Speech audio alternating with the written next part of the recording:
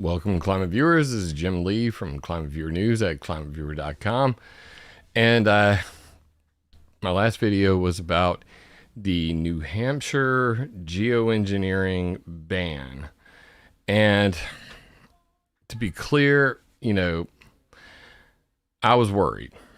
And I published this before the public hearing that occurred on Tuesday. And, obviously, I put a call out. Mad Jeeper, one of my longtime followers, he was in chat, and I told him, I said, your name is Mad Jeeper, NH. Are you in New Hampshire? And if so, can you be present to record this? He did me one better. He emailed me because they did broadcast it.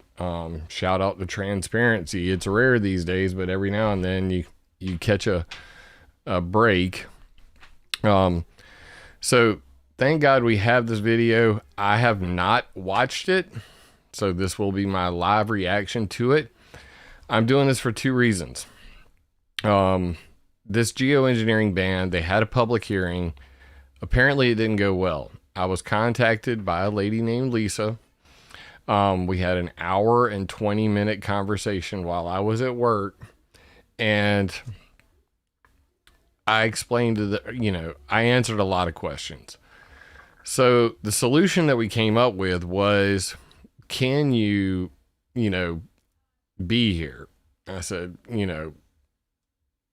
probably not. I would love to be there to deliver this in person, but what I'm going to do is I'm going to listen to the arguments from the board, from the policymakers, and we're going to address them live tonight. And I'm going to be taking notes the entire time so that I can write up a statement that will be read at the follow-up hearing, which will be Monday. So it is my great hope that I can contribute to winning, at least some win on some grounds. We're going to see what happened. I was told that it was an S show. It apparently, we got about an hour worth of testimony. We're just going to let it play. I know it's late night. I know I normally don't do this. But late night homework sometimes is the best homework because it's better than not doing it all. And a promise is a promise is a promise. So I'm going to keep my word, and I'm going to write something up for them. And, Lisa told me that she would read it verbatim in front of them. So let's see what we can do. We're going to get into it. If you're watching this anywhere else, at ClimateViewer on YouTube, please come over, hit that subscribe button. If you want to be part of the live chat, you need to be subscribed. In the near future, I will be broadcasting on all the things. So look forward to that. Going to be setting up Restream and possibly turning this into a podcast. And if you can support the channel, support my work, support my my two websites, ClimateViewer.com, ClimateViewer.org, please consider becoming a Patreon and giving a monthly donation, or, donating on PayPal, Gifts, and Go Buy Me a Coffee, Cash App. I've got a bunch of options. If you got better options, let me know. But all the support's always appreciated. With that being said, the video was posted. Let's see. How many views has this thing got? 658 views, and comments turned off. I wonder why. But nonetheless, if you look in the details of this video, you will notice that I already have the links to the legislation. So the House bill, where it stands right now, it's saying hearing January 22nd at 1 p.m. in the same building that the last one was at. And what we're going to review today is this public hearing on 1/16, which just occurred. So we're going to go through that. I've already got a couple things up because I did, cheat a little bit and listen to the, government guy at the end. So I have some retorts for him in particular. But let's get it. Now this starts in about 5 seconds. It's 1:30, and I would like to now open a public hearing on House Bill 1700-FN, a bill prohibiting the intentional release of polluting emissions, including cloud seeding, weather modification, excessive electromagnetic radio frequency, and microwave radiation, and making penalties for violation of such prohibition. And I would like to introduce the sponsor of the bill, Representative Gerhard, to introduce this legislation. Good afternoon and welcome to ST&E. For those who don't know, this is a Republican representative from the state of New Hampshire who introduced the bill. Good afternoon. Thank you, members of the committee, for having me today. Let me just first say this. I have never received so much positive feedback from a bill that I've put in. It's been insane. I've had people contact me from all over the country. South Dakota senator got in touch with me, among other people. It's been really, really impressive. So I want to thank everybody that came today, first off, and just the support I've had for this. But this bill comes about because of, quite frankly, pollution being implemented in our atmosphere from the government under the auspices of countering global warming and increasing rainfall, snow, and a number of other things that people much smarter than myself will talk about after I step down. But I want to bring up quite quickly that Mexico, a year ago, banned geoengineering. In 2010, there was an international ban. 190 countries, I believe, signed on to that, yes. And then Mexico last year did it again, reinstituted because of a company, Make Sunsets Incorporated, changing the color of a sunset, and they weren't happy about it. Real quick, he's talking about the Convention for Biological Diversity 2010 decision that all outdoor geoengineering experiments should not take place until further scientific review is necessary. So that is the other ban he is referring to. So from their statement, I just want to read a couple words. And of course, I don't have that up right now. Bro's working from his cell phone. Not good.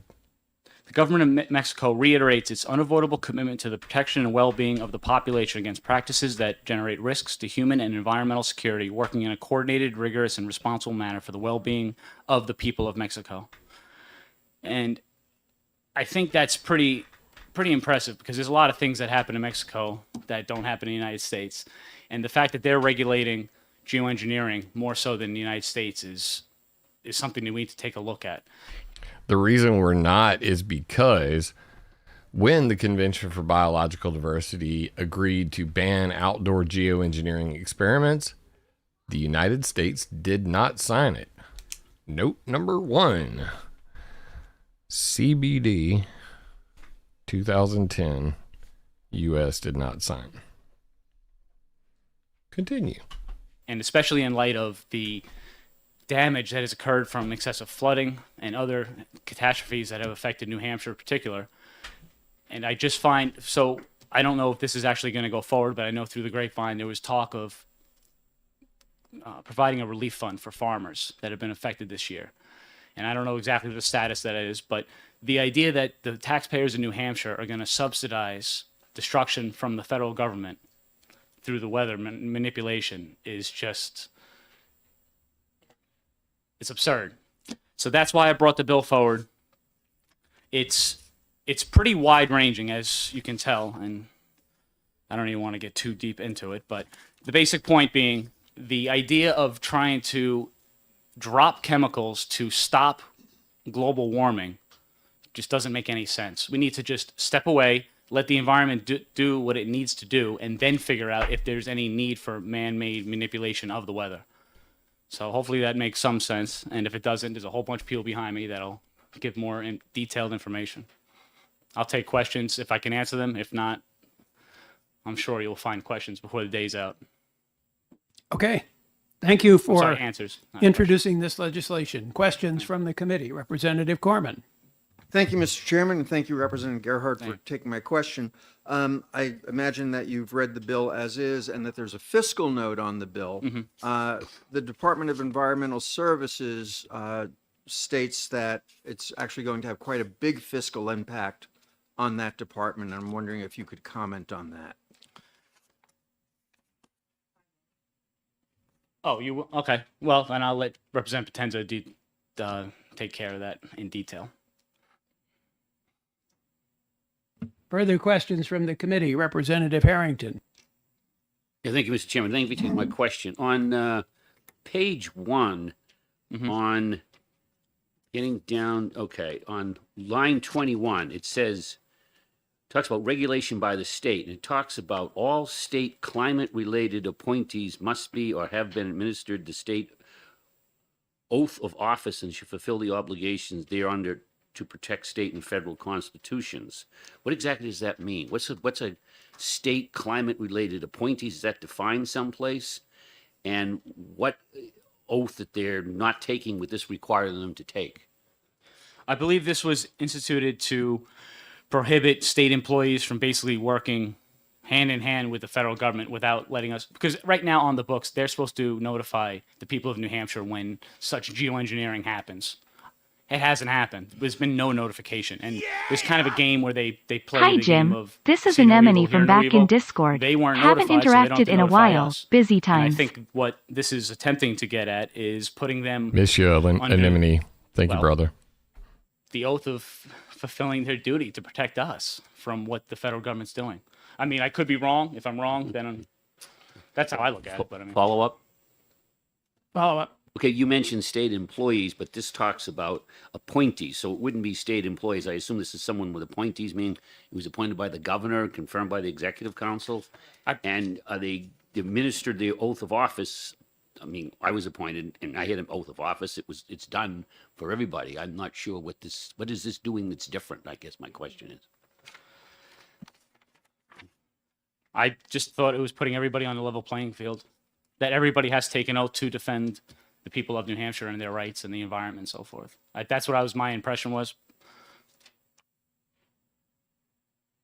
Representative Kaplan has a question.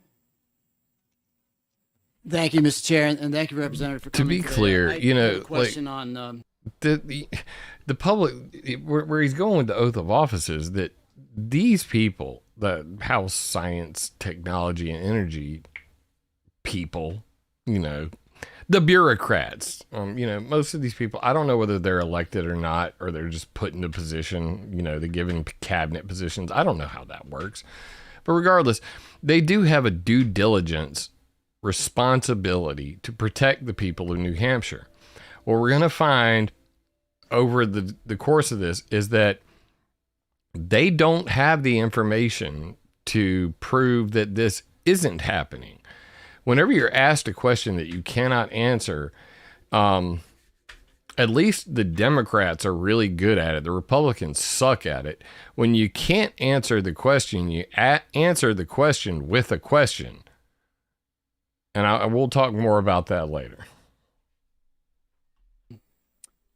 it's line 14 in the text. It says, I'll just read it. Due to necessity arising from federal stance and the potential needs for enemies, foreign and domestic, to cause harm intentionally, and it goes on. So I was just curious, are these enemies, the foreign and domestic, are they the enemies of the federal government, or are they enemies of the state? And is there a list somewhere that would define those? They're the enemies of the Similar people. question. Is this defined in statute anywhere, or who is going to determine who these people are? I would say anybody that's altering our environment without the people's permission. I mean, or with the people's knowledge of what they're doing. The idea of spraying a chemical into the air under the auspices of making the environment better, it's absurd. I mean, I don't know how else to put it. So I don't know if that answered your question exactly, but. Representative McGee has a question. Thank you, Mr. Chair, and thank you, Representative Gerhardt, for taking my question. I had a bunch of stuff highlighted here, but I wanted to talk a little bit about sort of the nuts and bolts of some of the points you have in here. Okay. On page 2, sure. Let me put my glasses on. You list that the Commissioner of the Department of Environmental Services will immediately issue a cease and desist order upon the discovery of stratospheric aerosol injections, cloud seeding, weather modification, or other atmospheric polluting activity, including excessive electromagnetic radio frequency microwave radiation emissions, where an agency, department, office, program, or member of the public produces evidence to the department or to New Hampshire county sheriffs that the activity may be harmful or involves the releasing of polluting emissions. My question is, I did a little research into sort of how cloud seeding or that type of thing has happened in the United States so far, and it's been the states that have been requesting it because they've been, had lower amounts of rain or whatever. So it wasn't the federal government imposing, seeding, and this is saying that we're going to have agency heads and local sheriffs be the people who will try and enforce this. But how will they know who's seeding if it's something that's happening that we're not already informed of? I'm just trying to figure out how the bill would work. Indeed. There's a delineation between cloud seeding and then the solar radiation management nonsense stuff they're putting into the skies to block the sun. So I think... Can I ask who is they, though? Because you keep saying they, and who is doing it? Is anyone doing it here? Federal government. This is incorrect. If the state was doing it... I was gonna wait and let him finish, but I have to jump in here. Now, the lady who was just speaking, she said that the states requested. This is incorrect. This is completely just horseshit. There are very few states that actually request this. In fact, if I have I'll bring it up right now. Just why not? There's going to be lots of interruptions because I'm just going to, I'm going to hear something and I'm going to react. So let's go. I'll bring it up here on the screen. I'm on climateviewer.com/weather modification. I'm obviously going to be here a lot, so I'm going to post that in chat for you guys to play along with. But if you're just going to climateviewer.com and you're trying to find it, you go to sitemap and it's right here, weather modification. There's geoengineering, weather modification, space weather modification, artificial cloud. We're going to be doing a lot of talking about these two and not so much about this one. And maybe we'll talk about my solution, which I think is much better than the law that's being passed right now. But good luck. We'll see how that goes out. So if you scroll down here and you scroll past the PowerPoints, cloud seeding, cloud ionization, steering atmospheric weather, blah, blah, blah. You can actually see U.S. government weather modification project reports. Okay. So now these are all required by the Weather Modification Reporting Act of 1972. If you want to actually look at who's doing what where, I have an Excel spreadsheet. Let's just see if I can open it real quick. I don't even know if I got Excel installed. I do. So I'll bring it up over here and we'll zoom in and you can see all of the weather modification activities and who's paying for it, which is the important part, excuse me. I'm going to scroll to the top real quick and why does bar so small? My God. All the way to the top. So you see project, who's doing it. This says Salt Lake City International Airport, Wyoming Weather Modification Pilot Program, Ruby, blah, blah, blah. Anyway, it tells you where they're at and who's doing it. So if you come over here, year, months, days, operator, and then sponsor. Now, in the case of Nevada, yes, the state of Nevada is paying Desert Research Institute to do weather modification. But when Telluride Ski and Golf Company, the Telluride Ski Resort, is, paying Western Weather Consultants to do a weather modification, that is not the federal or state government. Here we have the Denver Water Department. That is government. Cache County, Utah. That is government. Southwest Water Conservation District. But a lot of these you're going to see Boise, Idaho, Project Board of Control, North Plains Groundwater, Pacific Gas and Electric. Yeah, if you're in California, PG&E, if you pay your power bill, the power company is doing weather modification and cloud seeding in California. So it's not a one size fits all answer to say that. Idaho Power Company does most of the cloud seeding in Idaho. Period. End of story. Los Angeles Department Water and Power pays Atmospherics Inc. Along with all of these other, places. Powell Plant Farms. That's a farm. Belding Farms. They do their own damn weather modification. So when you go through this, you can look at the same PowerPoint, the same spreadsheet yourself. It's right here on the screen, along with all of the weather modification reports from 2004 through 2012. They're right there on my page. So this is not hidden from anybody. I mean, damn it. You guys don't do your research. They have an Alta Ski Lifts company. It's a ski company. Why? They want snow on top of the mountain. So that's not government. I'm just saying. It's not all government.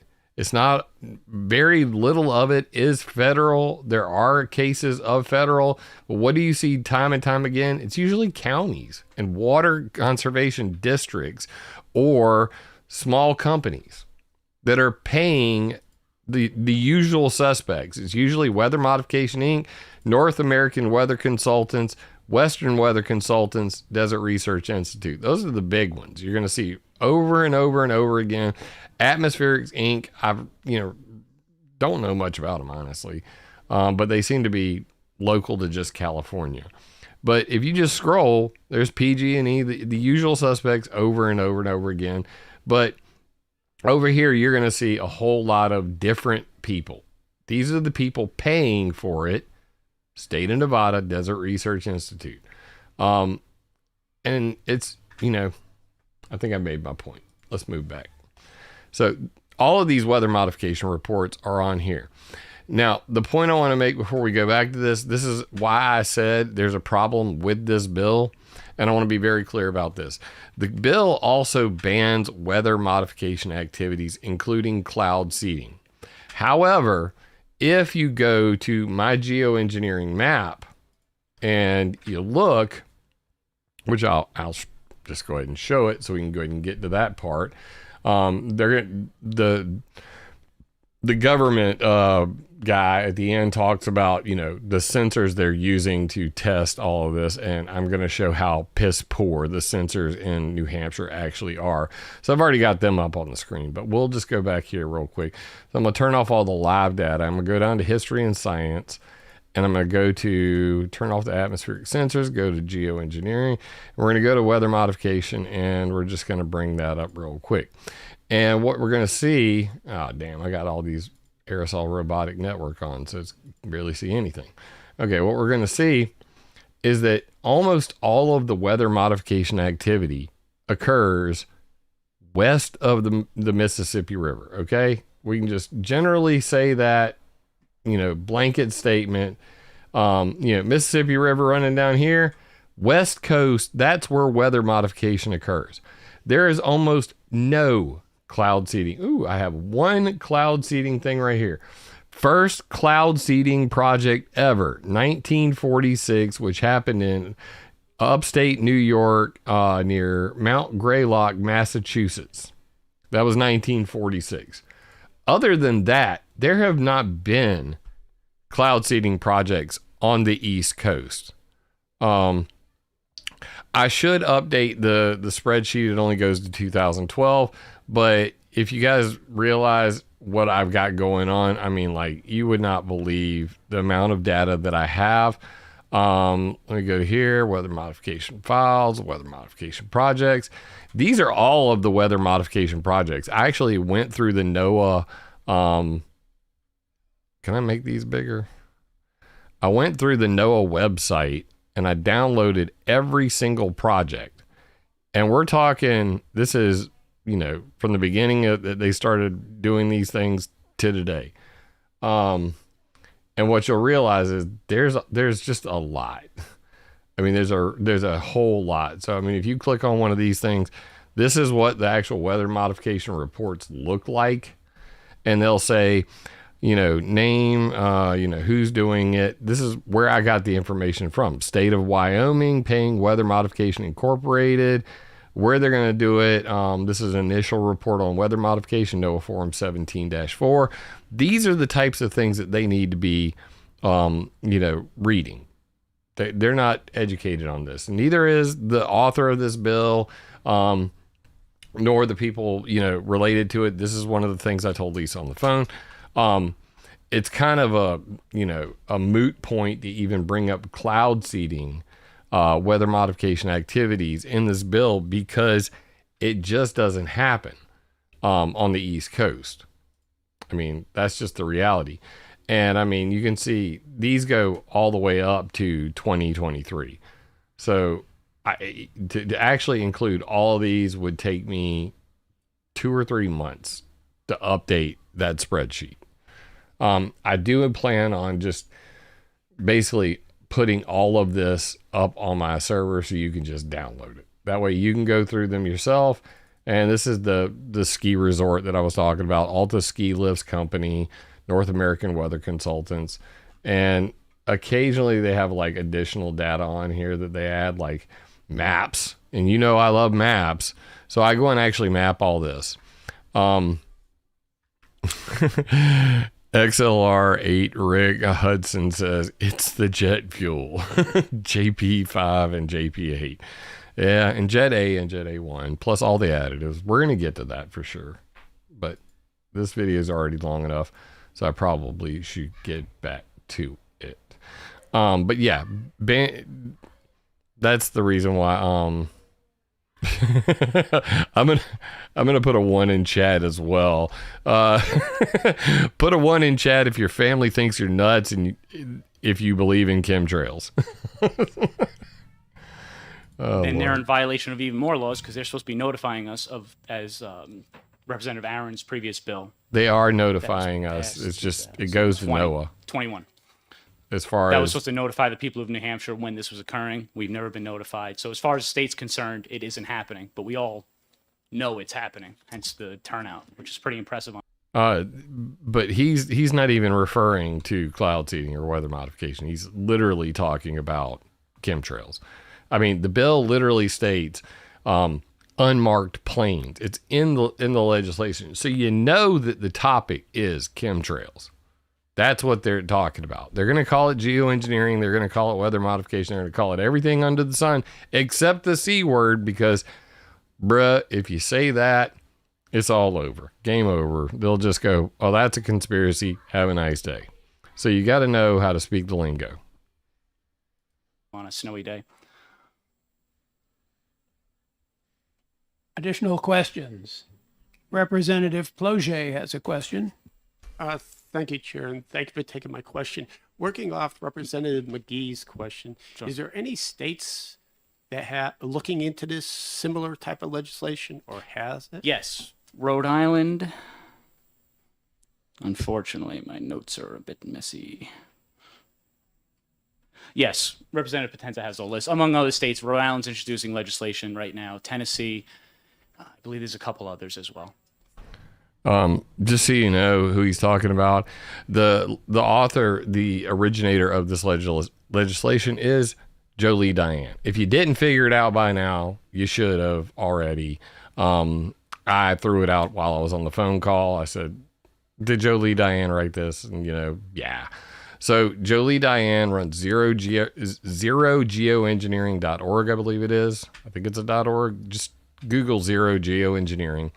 And she introduced the Rhode Island version of this ban, which I reviewed at the behest of my viewers. And I said it had I gave it a less than 1% chance of passing. Again, because the way it's written. I want to see wins. But if you build a flawed argument, it's easy to poke holes in. So this is another attempt by Jolie Diane and company to get a law passed. There's nothing personal involved here. I want to see them succeed. So that's why I'm doing what I'm doing tonight. That's why I'm taking notes, and that's why I'm going to write something for them. Hopefully I can help answer some questions and maybe make a dent in this. Back to the video. Iowa. Well, trust me, there's plenty of people here who have been studying this up to the umpteenth degree. It's pretty impressive, actually. Representative Thomas has a question. Thank you, Mr. Chair. So I liken, I mean, nobody supports pollution of any kind, of course. And I come from the PFAS pollution world of Merrimack. So I see some similarities here. On lines 7 and 8 on page 1, you talk about that it harms human health and the safety, the environment, agriculture, wildlife, aviation, state security, and the economy of the state of New Hampshire. One of the problems we've had with PFAS is proof of damage. So, and it's taken us 7 years to get proof of damage. What are you relying on? What statistics, reports, or studies are you relying on to prove all of these things are harmed? For the actual in detailed statistics, we're going to leave that to Representative Potenta, but there's been studies on the snowpack and actually finding excessive amounts of aluminum, barium, strontium. Okay, I'm not. So there's actually plenty of evidence, believe it or not. Unfortunately, it's just taken so long to get this off the ground because most people just dismiss it as craziness, even though. Just correction, Bettina from Geoengineering Free Canada. I want to get it right. Jolie Diane's website is zerogeoengineering.com. Go there, give her a like, follow her stuff, tell her I sent you. Nothing but love. zerogeoengineering.com, not .org. No, you can see it, test for it. So I know that's not exactly answering your question, but trust me, before this hearing's over, you will be fully satisfied. I guarantee that. I'm all set. Representative Partial has a question. Thank you, Chair. Thank you for being here today. You just mentioned barium. Barium was claimed in the 1990s to be included with chemtrails in order to pacify our citizens. It's a claim that I don't think has withstood any scientifically researched, peer-reviewed research. However, there is a lot of research on such things as CO2 emissions and the effect of that on our environment, such as what's going on in Hampton Beach. Now, while I am very concerned about the emissions that come from jet fuel, I really find a lack of evidence towards all these allegations against things such as barium. Do you have any scientific research that you can point to? And Me personally, no, but my team, yes, we have plenty of evidence. But getting back to the jet fuel, it's not the jet fuel. This is not part of the concern at all. It's the intentional spraying of chemicals while these airplanes are flying. Okay. Rant time. Oh, shit. It's not the jet fuel. It's the intentional spraying of chemicals. You just failed miserably. Okay? This is Dane Wigington 101. This is geoengineeringwatch.org propaganda. This is why they are going to fail. This is now I see why she said it was a shit show. Okay? I think we're far enough in here. I can let the curse, because I'm going to get upset. You know I'm going to get upset. It's just inevitable. So it's not the jet fuel. Let's see. Let's go to, we'll go back to climateviewer.com. So I'm going to go real quick and we're going to let's take a look at that. Is it the jet fuel? I don't know. Maybe it is. Maybe it isn't. Maybe I'm just crazy. What do I know? I mean, shit, I haven't put any research into this. Is there any peer-reviewed, information that could state beyond a shadow of a doubt that barium is in jet fuel and the oils and lubricants that are used in jet engines and dispersed behind planes. I don't know. Maybe go to my climateviewer.com/Cirrus Clouds Matter, the shady truth about artificial clouds, aka chemtrails, plane farts, whatever you want to call them. And you just scroll right here to the very top. I got 2 PowerPoint presentations. Hell, one of them I have up on the screen ready to go, because we're going to go straight to that in a moment and talk about, why this all happened. Metals detected in jet exhaust. I'll bring that up in a second. But right here, Manuel Bagellan, chemical characterization of freshly emitted particulate matter from aircraft exhaust using single particle mass spectrometry, atmospheric environment 134, published 2016. That is what you call a fucking peer-reviewed journal. That is called evidence. Whenever the guy asked a question, you literally spit back to him. In fact, I do have that paper. It's called Chemical Characterization of Freshly Emitted Particulate Matter from Aircraft Exhaust Using Single Particle Mass Spectrometry. Hey, old man, do you even know what single particle mass spectrometry is? It's where we shoot little laser beams like, electron scanning microscopes at very fine particles of nanometer size, and we individually tell... Come on, man. If you never watched CSI, you don't know what this shit is. What did they find? What did they find when they tested jet exhaust? The detected metallic compounds were all internally mixed with soot particles. So black carbon, soot, was filled with all of these metals coming from burning jet fuel.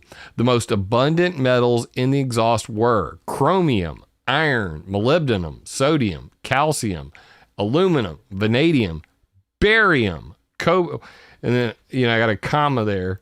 Barium, cobalt, copper, nickel, lead, magnesium, manganese, silicon, titanium, and zirconium were also detected. By the way, all of these chemicals migrate to the stratosphere. That is the definition of geoengineering, is stratospheric aerosol injection. Did that soot filled with all those metals covered in graphene have the references? Watch some of my old videos. I'm not going to bring it up right now. But the black carbon soot has a graphene wrapping. It is filled with all the metals. It is covered in sulfuric acid, and it goes into the stratosphere. Sulfuric acid is sulfur. Sulfur dioxide, when mixed with water, becomes sulfuric acid. All this, the Indian Space Organization said they have evidence of such particles existing up to 18 kilometers in the stratosphere, and there's about 10,000 black carbon particles in every cubic centimeter. Now, I want that to sink in. Given the shape and location of the particles, they argue it could only derive from emissions from aviation fuel.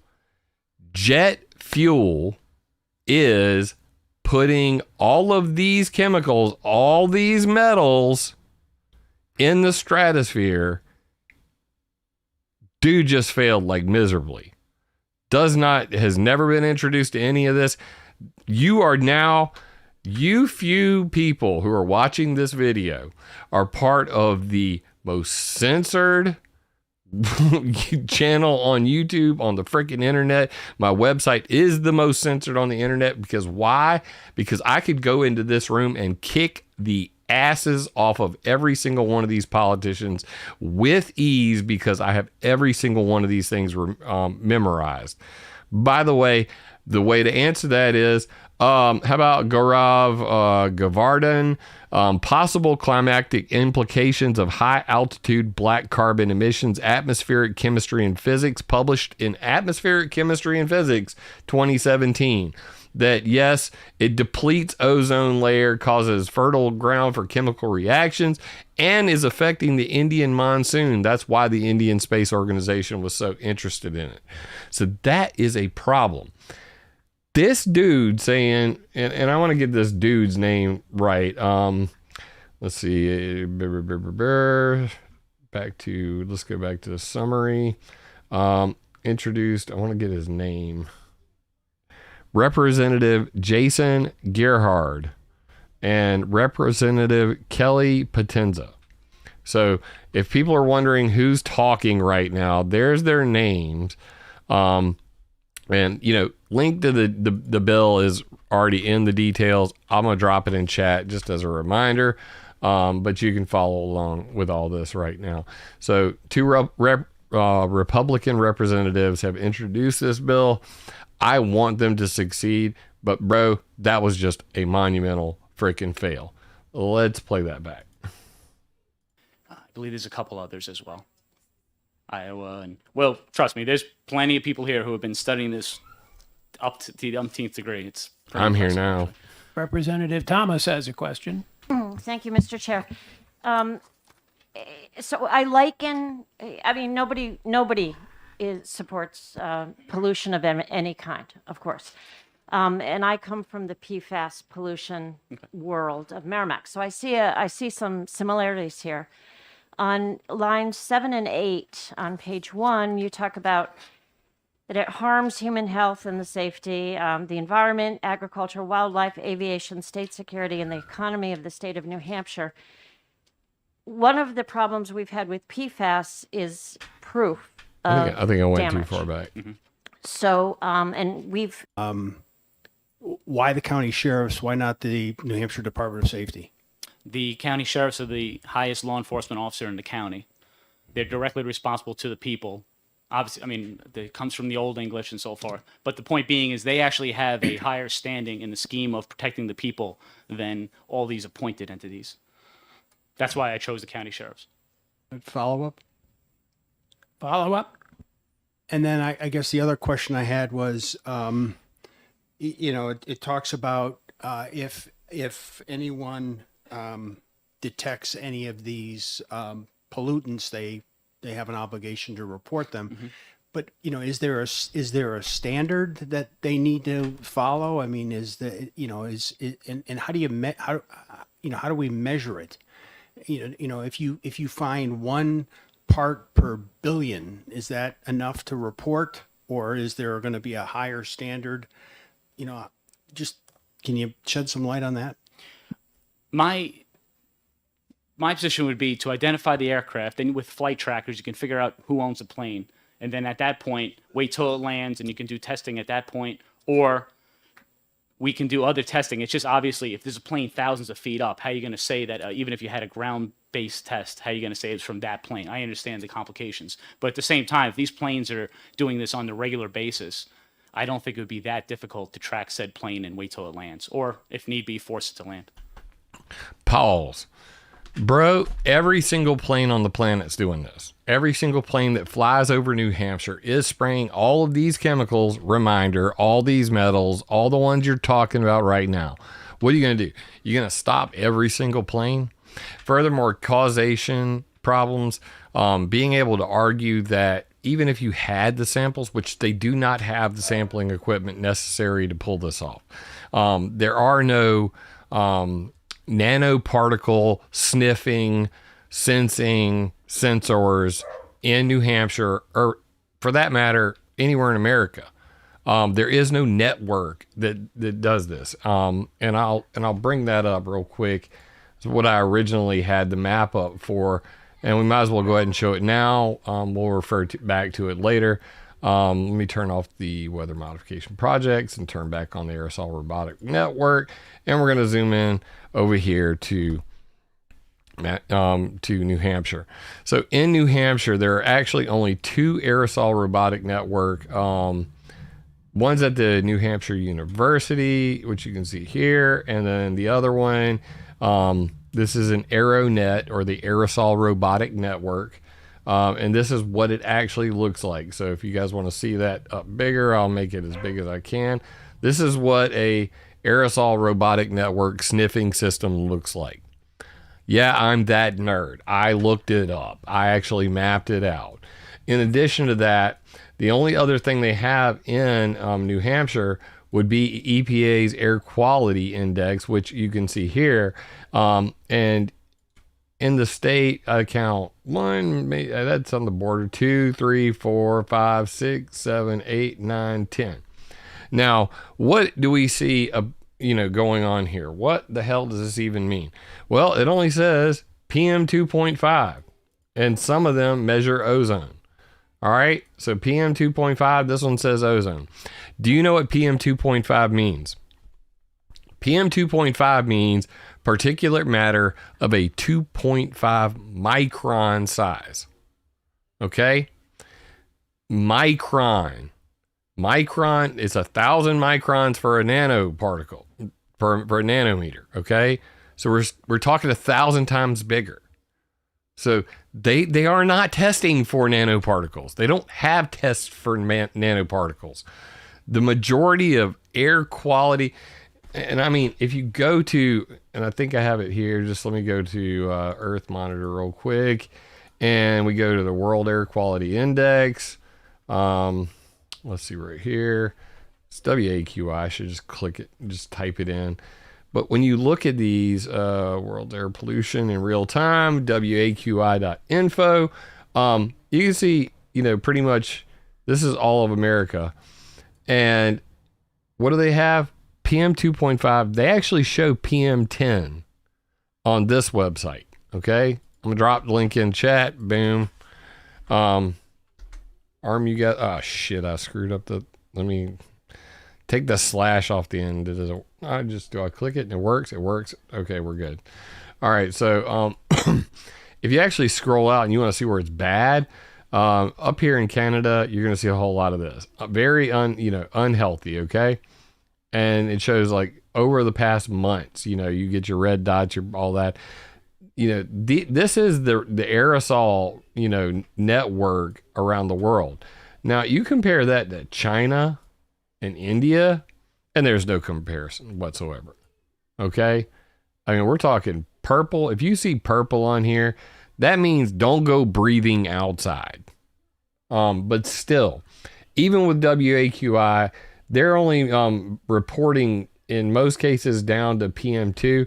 This particular station in India shows ozone, nitrous oxide, sulfur dioxide, and carbon dioxide levels. So there are, different stations that have different information. But generally speaking, in America, that's just not happening. It's just not happening. Representative Corman has a question. Thank you, Mr. Chairman, and thank you again. Just following up on that answer, a plane flying over New Hampshire is not necessarily landing in New Hampshire. So how are you going to enforce checking on that plane? A plane flying over New Hampshire is in our airspace and can be forced to land in New Hampshire. Yes, follow up. And what New Hampshire entity is going to force that plane to land? We'll have to find out which one would be the most responsible. I'm assuming we have the ability to do so if we so chose. Representative McGee has a question. I have a follow-up. I'm just listening to everything. I have a copy of the coverage of the prior bill that was passed saying that the measure requires that public input before experiments can be conducted. And so my question goes to, you're asserting that this is happening, right? That you believe that this is happening. Yes.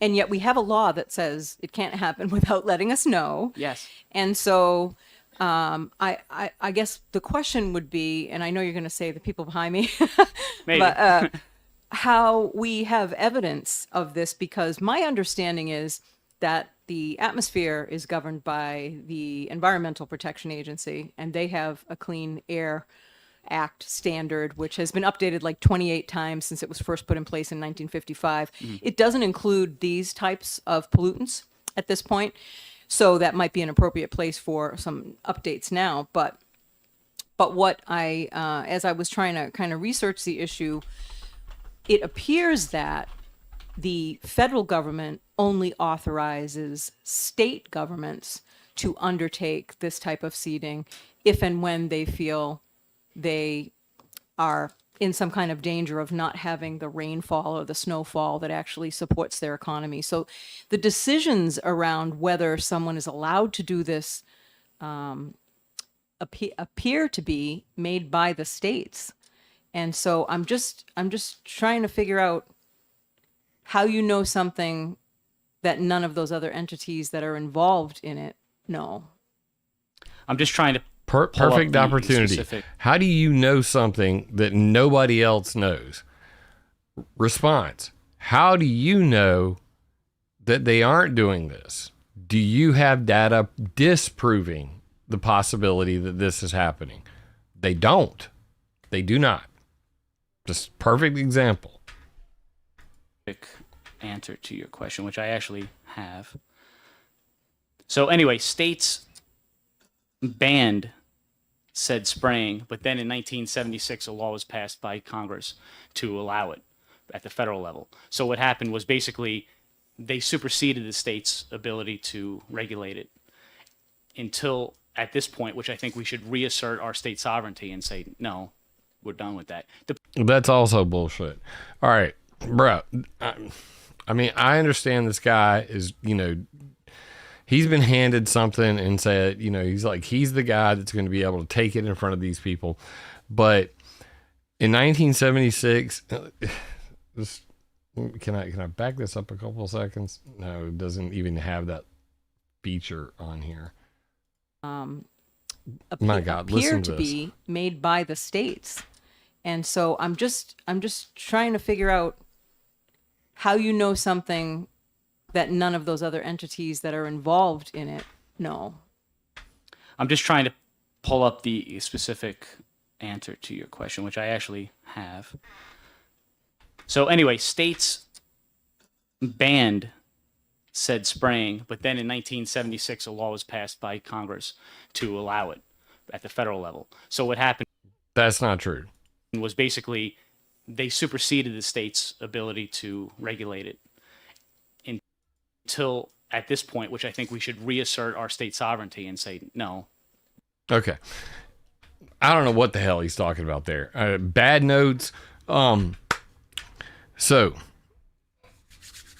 1970, all right, back 1969-ish, the Pentagon Papers were published. Jack Anderson talking about Operation Popeye, weather warfare in Vietnam. This prompted what was called the Weather Modification Reporting Act of 1972. That's the weather modification reports that I was showing you earlier, the Excel spreadsheet. I have all of them mapped out as well. That law said that every single individual in America that wants to modify the weather must report to NOAA before, during, and after, using just a sheet of paper, any weather modification activities occurring in America. There was no ban before this. There was no ban after this. In 1976, they came up with what's called the Weather Modification Policy Act of 1976. It did not make spraying legal either. What it did do was lay out that the United States was in favor of allowing benign or, friendly weather modification, but not weather warfare because of our actions in Vietnam, because the CIA, Henry Kissinger, the United States Navy, and the United States Air Force, without the knowledge of the Secretary of Defense, Melvin Laird, Henry Kissinger and the CIA were doing weather warfare over Vietnam. And when this became public, the Soviets also got really upset about this. Everybody came to the table and they signed the Environmental Modification Convention, which banned weather warfare. It started in 1996 and it was ratified in 1978. So I don't know which one he's talking about, the Weather Modification Policy Act of 1976 or the Weather Modification Weather Warfare Ban of 1978. But the Environmental Modification Convention to this day has no way to catch somebody doing weather warfare. That's why it's a problem.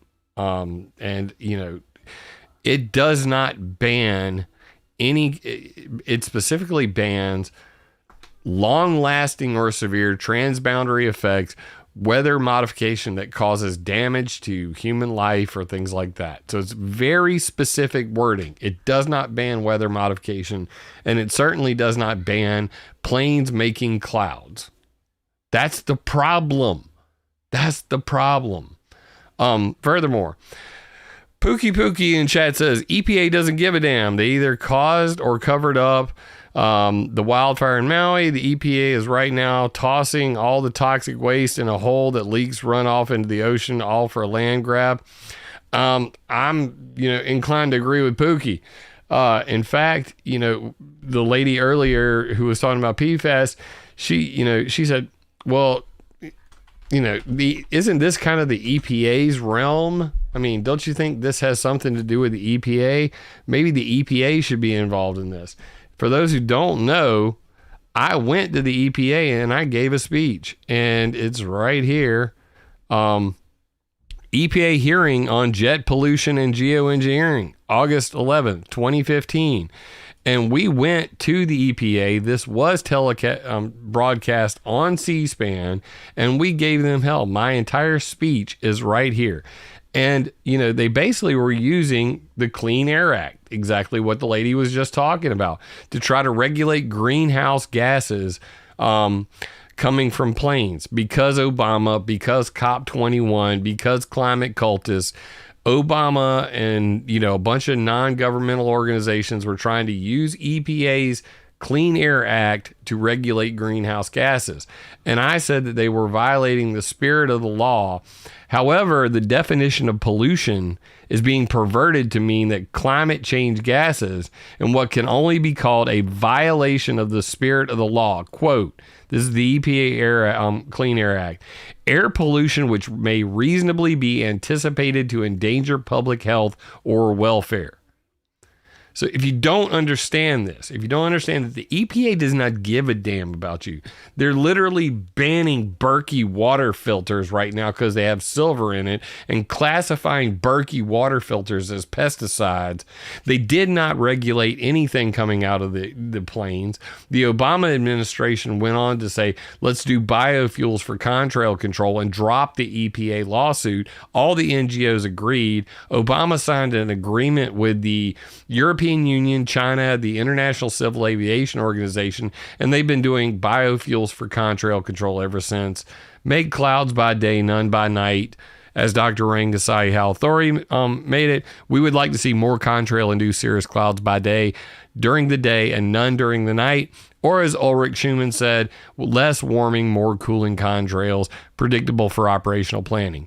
They are controlling the clouds that are made specifically because COP21, the Paris Accord, Agenda 2030, global boiling, the climate clocks, they're controlling this using jet fuel. This is undeniable. All the proof necessary to prove this in a court of law or in front of these fools is available. That's the sad part, that they just don't know it. We're done with that. The point being is the cloud seeding, I believe, is two different topics going on. So the geoengineering is kind of, let's think, now obviously I'm probably going to be told that I'm wrong, but it's the blocking of the sun and other aspects of it. But the cloud seeding is simply increasing rainfall or snow or whatever it may be. So you're actually not wrong. The federal government basically said this larger overarching mission is our primary responsibility.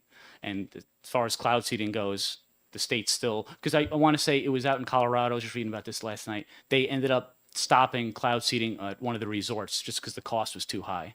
So, I mean, this is still ongoing all over the place. It's obviously when money gets tight, they cut back on certain things. But so I probably didn't answer your question, but I'm hoping that someone behind me will fully answer that for you. Or Representative Potenza would probably be better for that. Thank you. Representative Thomas has a question. Thank you, Mr. Chair. On page 3, on lines 1, 13, 15, and 21, you reference the Department of Environmental Services. Mm-hmm. However, on line 8, you reference the Department of Environmental Air Resources Division of Compliance. Can you tell me why you called out that line 8 differently than lines 1, 13, 15, and 21?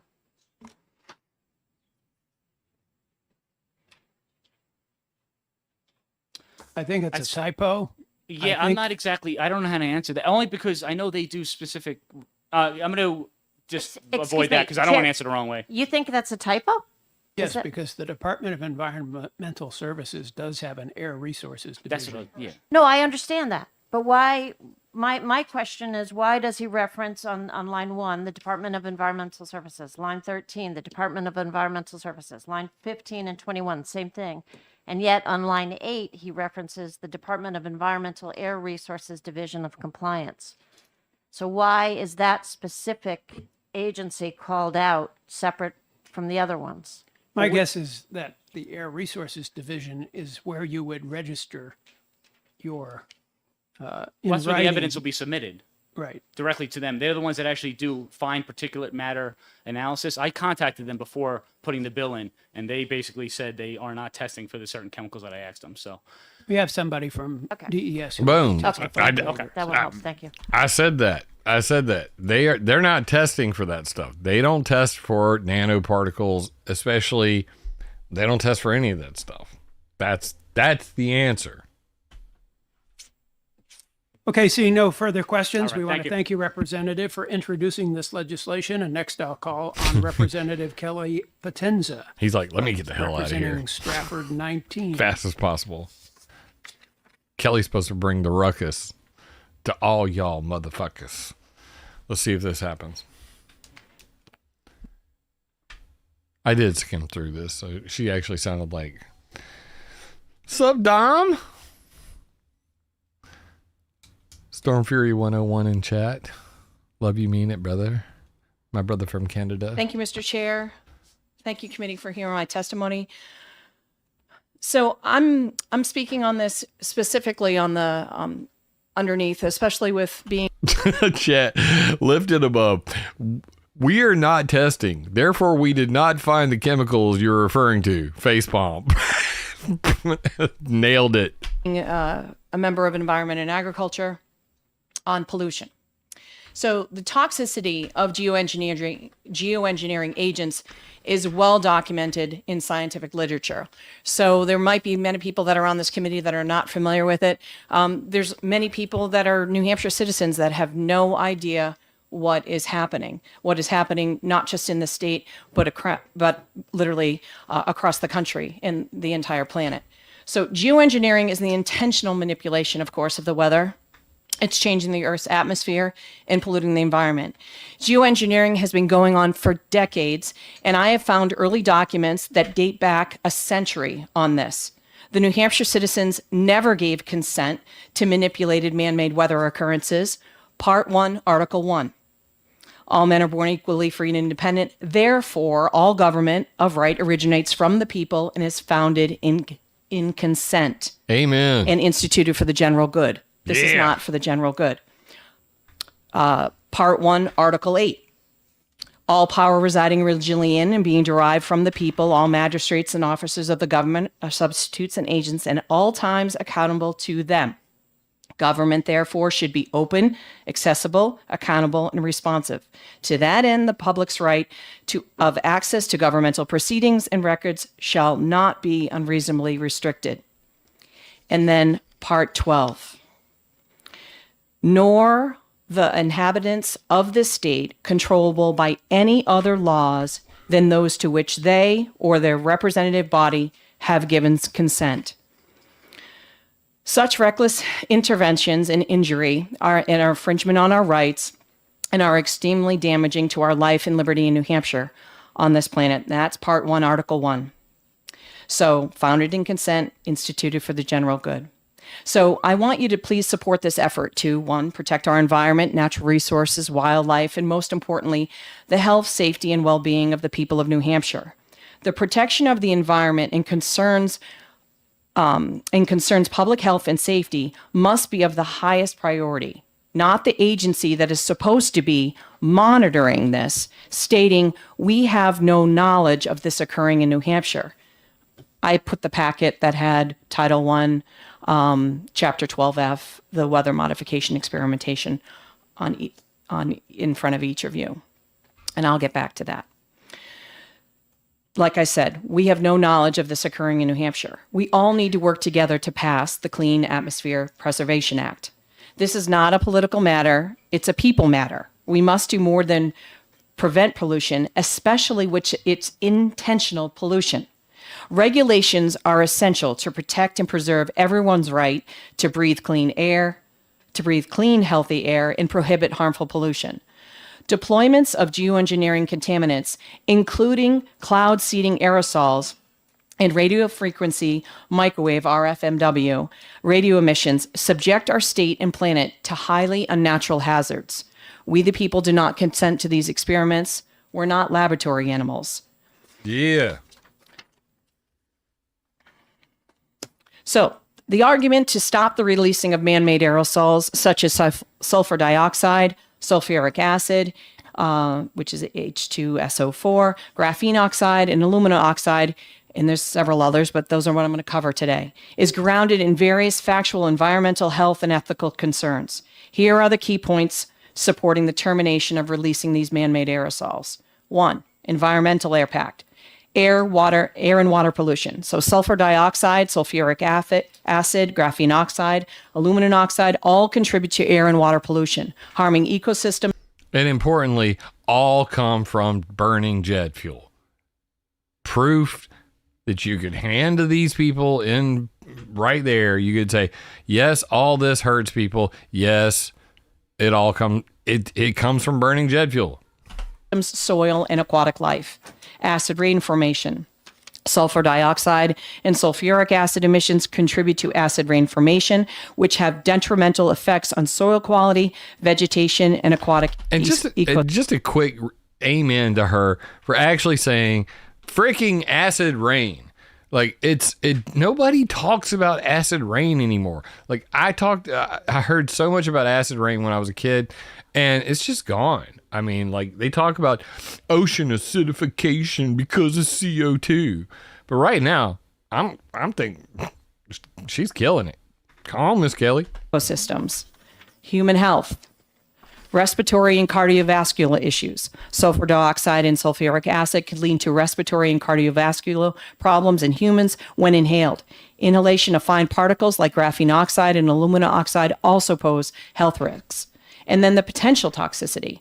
The full scale of health effects of graphene oxide are not yet fully understood, but its toxicity has already been established. And of course, climate change, contributing to global warming. So certain aerosols, including sulfur dioxide, can contribute to the global warming effect by reflecting sunlight back into space. While this also has a cooling effect, it does not address the root cause of climate change and has, of course, unintended consequences. Ethical considerations, public safety and health. Governments have an ethical responsibility to prioritize public health and safety. Releasing aerosols with health and environmental risks and consequences are considered a breach of their fiduciary responsibilities. And then the most important thing I'd have to say, and the ethical, is informed consent. There are ethical concerns about the releases of substances like graphene oxide without fully understanding, and everything else that I've mentioned, their potential impacts. Informed consent of the public is crucial in matters that could affect health and well-being. Long-term side effects. We have no idea what these could equate to for our, of course, not just our New Hampshire citizens, but our entire country and the planet. So there are alternatives and sustainable practices that can be used to promote cleaner technologies, of course, with what they are trying to do in regards with their geoengineering that has not even been looked at. Investment in green solutions. The government can invest in research and development, certain alternative solutions that do not pose significant environmental health risks. And then there's that the regulatory compliance. So we have to adhere to environmental regulations. And right now it's basically like the wild, wild west out there. There's none of them. And if a lot of you guys want data, I will provide you with links to everything that's right on DC, right from the White House's their own studies and everything, all the way up until 2024. I will give you everything that you need. It's right there at your taking. This is not hidden. It's right in front of our eyes. So the government, of course, is fully responsible for acting ethically by considering the potential risks and consequences of these substances. So I just want to try to go quickly. Let's just talk about sulfur dioxide and sulfuric acid. Okay, so we already know it's a respiratory irritant. SO2 is a known respiratory irritant. Exposure to high concentrations can cause respiratory problems in humans. Acid rain formation, the release of SO2 contributes to acid rain formation, which have, of course, detrimental effects on ecosystems. So I don't know if everybody knows this, but if we just go to DHHS, so right now, New Hampshire has some of the highest rates of asthma across the country, with between 2014 and 2016, the CDC estimates putting it as the state with the highest adult asthma prevalence. Asthma affects 13.2% of New Hampshire adults, 7.21% of New Hampshire children, accounting for over 4,000 emergency room visits and over 177 million in direct medical costs. Graphene oxide. This is taken from a study.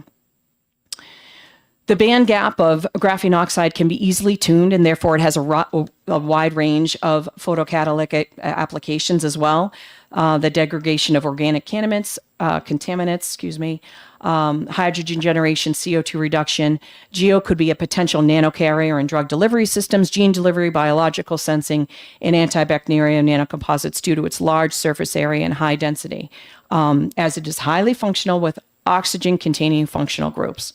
Well, let's get to the meat and the meat and potatoes. It has been observed that the superoxide dismutase, SOD, and reactive oxygen species, ROS, levels gradually increase over a period after graphene oxide is introduced into the biological systems. Hence, specific concentrations are toxic for species like earthworms, really for our agriculture and making our crops grow, as well as for aquatics, zebrafish, etc.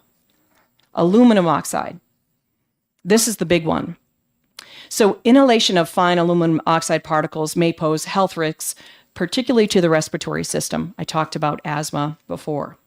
So a possible geoengineering method to mitigate the global warming aspect of climate change is the injection of aerosols into the lower stratosphere, closely mimicking the way a large volcanic eruptions cool the climate. The method is called solar radiation management, SRM scheme, or simply solar geoengineering. So SRM has been suggested to be affordable and have high effectiveness compared with other like geoengineering schemes that have been suggested to mitigate global warming.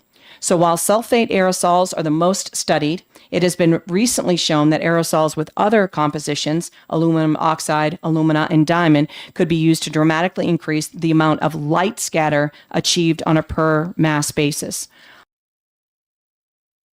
She did mention all the things except one. She said sulfur, aluminum, diamonds.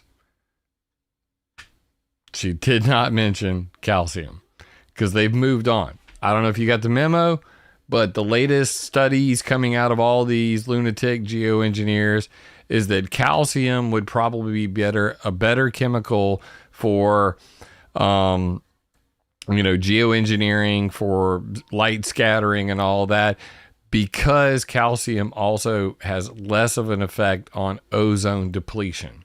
And because of Kyoto Protocol and all of these international laws on ozone depletion, the idea of injecting sulfuric acid directly from blimps, from unmarked planes, or the hose to the sky, the strato shield that Bill Gates came up with, any of these ideas would deplete ozone, would be a big problem. So they have moved away from the idea of sulfur as much, but it's still, like she said, the most widely promulgated and studied topic that, for geoengineering. Sulfur is number one, aluminum, titanium dioxide's another big one, diamond dust which may come as a surprise to all of you, I suggest you go to ClimateViewer.com, look up Lucy in the Sky with Diamonds, and you'll find out about creating artificial noctilucent clouds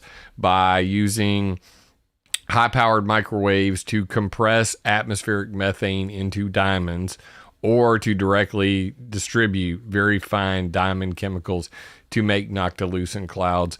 Not going to explain any of that because we're going to go extremely long if I start teaching y'all everything in this one video. I need to just react. Back to it. Aluminum particles found after the alumni aerosol injection are more efficient scatterers and may have less severe technology-specific risks than sulfates. Thus, they're expected to be more efficient per unit mass for geoengineering applications. We conclude that there's strong evidence that aluminum can cause irritation following exposure via inhalation or injection, modest evidence of effects for reproductive toxicity following oral exposure, for neurological toxicity following either oral or injection exposure, and for bone toxicity following injection exposure. All other effects were judged to be supported by either limited evidence or no clear evidence at all. Exposure assessment, dose response assessment, risk characterization were conducted for those effects, which evidence was judged to be either strong or modest. The remainder of the section describes our findings for the general population at special risk, occupationally exposed population. Aluminum has also been regarded as posing a health hazard if specifically when we're talking about dementia and in Alzheimer's. I have some handouts if you'd like. So the condition is most common form of dementia. It may contribute to 60 to 70% of the cases, of course, of Alzheimer. Many public National Institute of Health, PubMed, you can read all about this. The reason why it happens is because people don't realize how big their sinuses are. You should actually go do a search for it. Look at what your sinuses actually look like. And whenever you inhale nanoparticles of aluminum in through the nasal passages, it gets into the olfactory, it gets into the sinuses. And because that aluminum nanoparticles can penetrate the blood-brain barrier, they are attributed to a plethora of mind-debilitating illnesses. The studies on aluminum, in vitro studies of rats, exposed to jet exhaust with, containing aluminum, it's sickening. So yes, that all of this is bad. I'm wondering when she's going to get to the point of where's it coming from. That's me. I'm sitting on the edge of my seat going, yeah, all this is true. All these chemicals are bad. Tell me where it's coming from and what you're going to do about it. That's what good legislation should be about. Let's see. In 2015, dementia affected 47 million people worldwide, or roughly 5% of the world's elderly population, a figure predicted to increase to 75 million in 2030 and 132 million by 2050. Recent reviews estimate that each year, nearly 9.9 million people develop dementia globally. This figure translates into one new case every 3 seconds. So even prolonged exposure to low levels of aluminum leads to changes associated with brain aging and neurodegeneration. And as you know, it's all about the load. So how long you're experienced to that, how many, it's just, for example, for sickness. May I interrupt you for just a second? You requested 10 minutes. You're now going on 15. Okay. And you're wandering away from the subject of the bill. So I'd like you to wrap it up if you could, please. Told you so. Okay, but this is the subject of the bill because this is what is in these planes. So I gave you first a copy of what the current weather modification experimentation is. I gave you just a little handout. This here is the platform NOAA Twin Otter payload. That is exactly what the aircraft looks like that is filled with these chemicals. And it tells you, it has all of the, it tells you exactly what gets loaded in there. So, And then I also, just so you could have a little bit of history, Wait because a damn minute. Hold on. The Twin Otter plane. She's talking about E-piece. Let me go up here real quick. You got to be kidding me, right?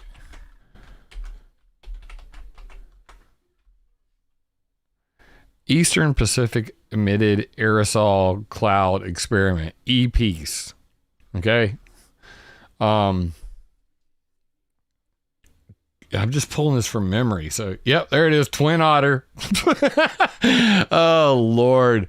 It's a gift and it's a curse, people. It's a gift and a curse. So this is the Eastern Pacific Emitted Aerosol project, and this was specifically a marine cloud brightening project. So this is a geoengineering study. It is ongoing, okay? But I'll scroll down. So, I'll show you the pictures real quick because I've got all this stuff. These are all of the experiments they did. But I think I have a picture of it. Yeah, that right here. This is the equipment, okay? So during E-piece, the Twin Otter plane was actually the sensor network. So it was actually sniffing everything, and they were creating ship tracks intentionally by burning chemicals on a boat, okay? So this was intentional, what they call marine cloud brightening. And here, let me make that really big because I got a really big version of this and get myself out of the way. You can see right here, this is the Twin Otter plane flying overhead with all the little, chemtrail sniffers. And down here are these poor schmucks that are literally like standing on the back of the boat, burning the paraffins or sulfur or whatever the hell they're doing. But if you think I'm joking, like, wait for it. There's the Serpus Twin Otter plane. This is the GOES A train, the satellites overhead, cloud reflectance, mixing wind. The RV Point Sur was the boat, and the red line there coming out of the back of it is the artificial ship tracks /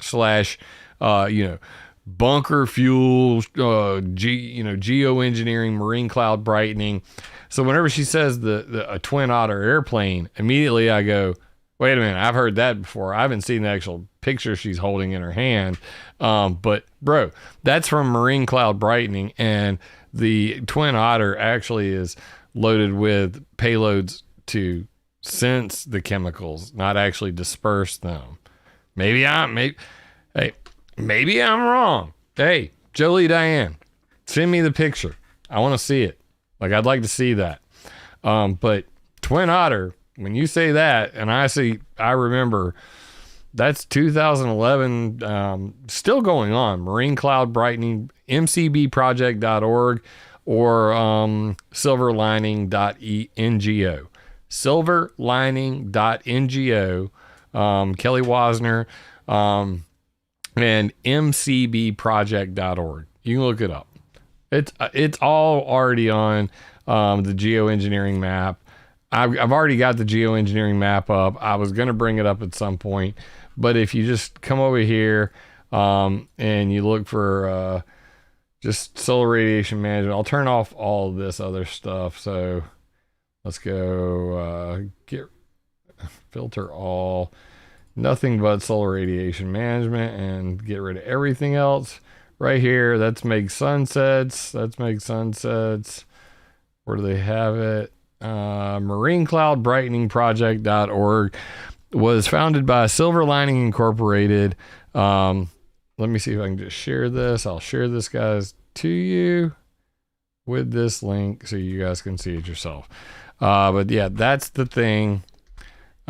Big shout out to ETC Group and Heinrich Boll Stifling, Stiftung, ETC Group. This is map.geoengineeringmonitor.org, not the other geoengineering website that tells you planes can't make clouds and all that stuff. The document that is from the White House that they just put out is a huge document. It's I think it's over 70 pages. That's the solar radiation malarkey, solar radiation modification document. Videos on my YouTube channel. I covered it. The Biden White House put out a well, let's just look. They put this out. This is the cover of the video. You can't miss it. But just look this up on my YouTube channel if you want to know about it. The White House said 3 things. We want to study solar radiation modification, not solar radiation management. They went and changed the name of it. Marine cloud brightening, which we just talked about, and cirrus cloud thinning. And if you don't know about cirrus cloud thinning, that's where they're saying we want more clouds by day, none during the night. At the very top of this picture right here, a cirrus cloud climate dial. This can be achieved if cirrus cloud seeding is limited to high latitude winters or nighttime seeding. Cirrus cloud thinning is the idea of melting chemtrails away at night so that it does not trap heat at night.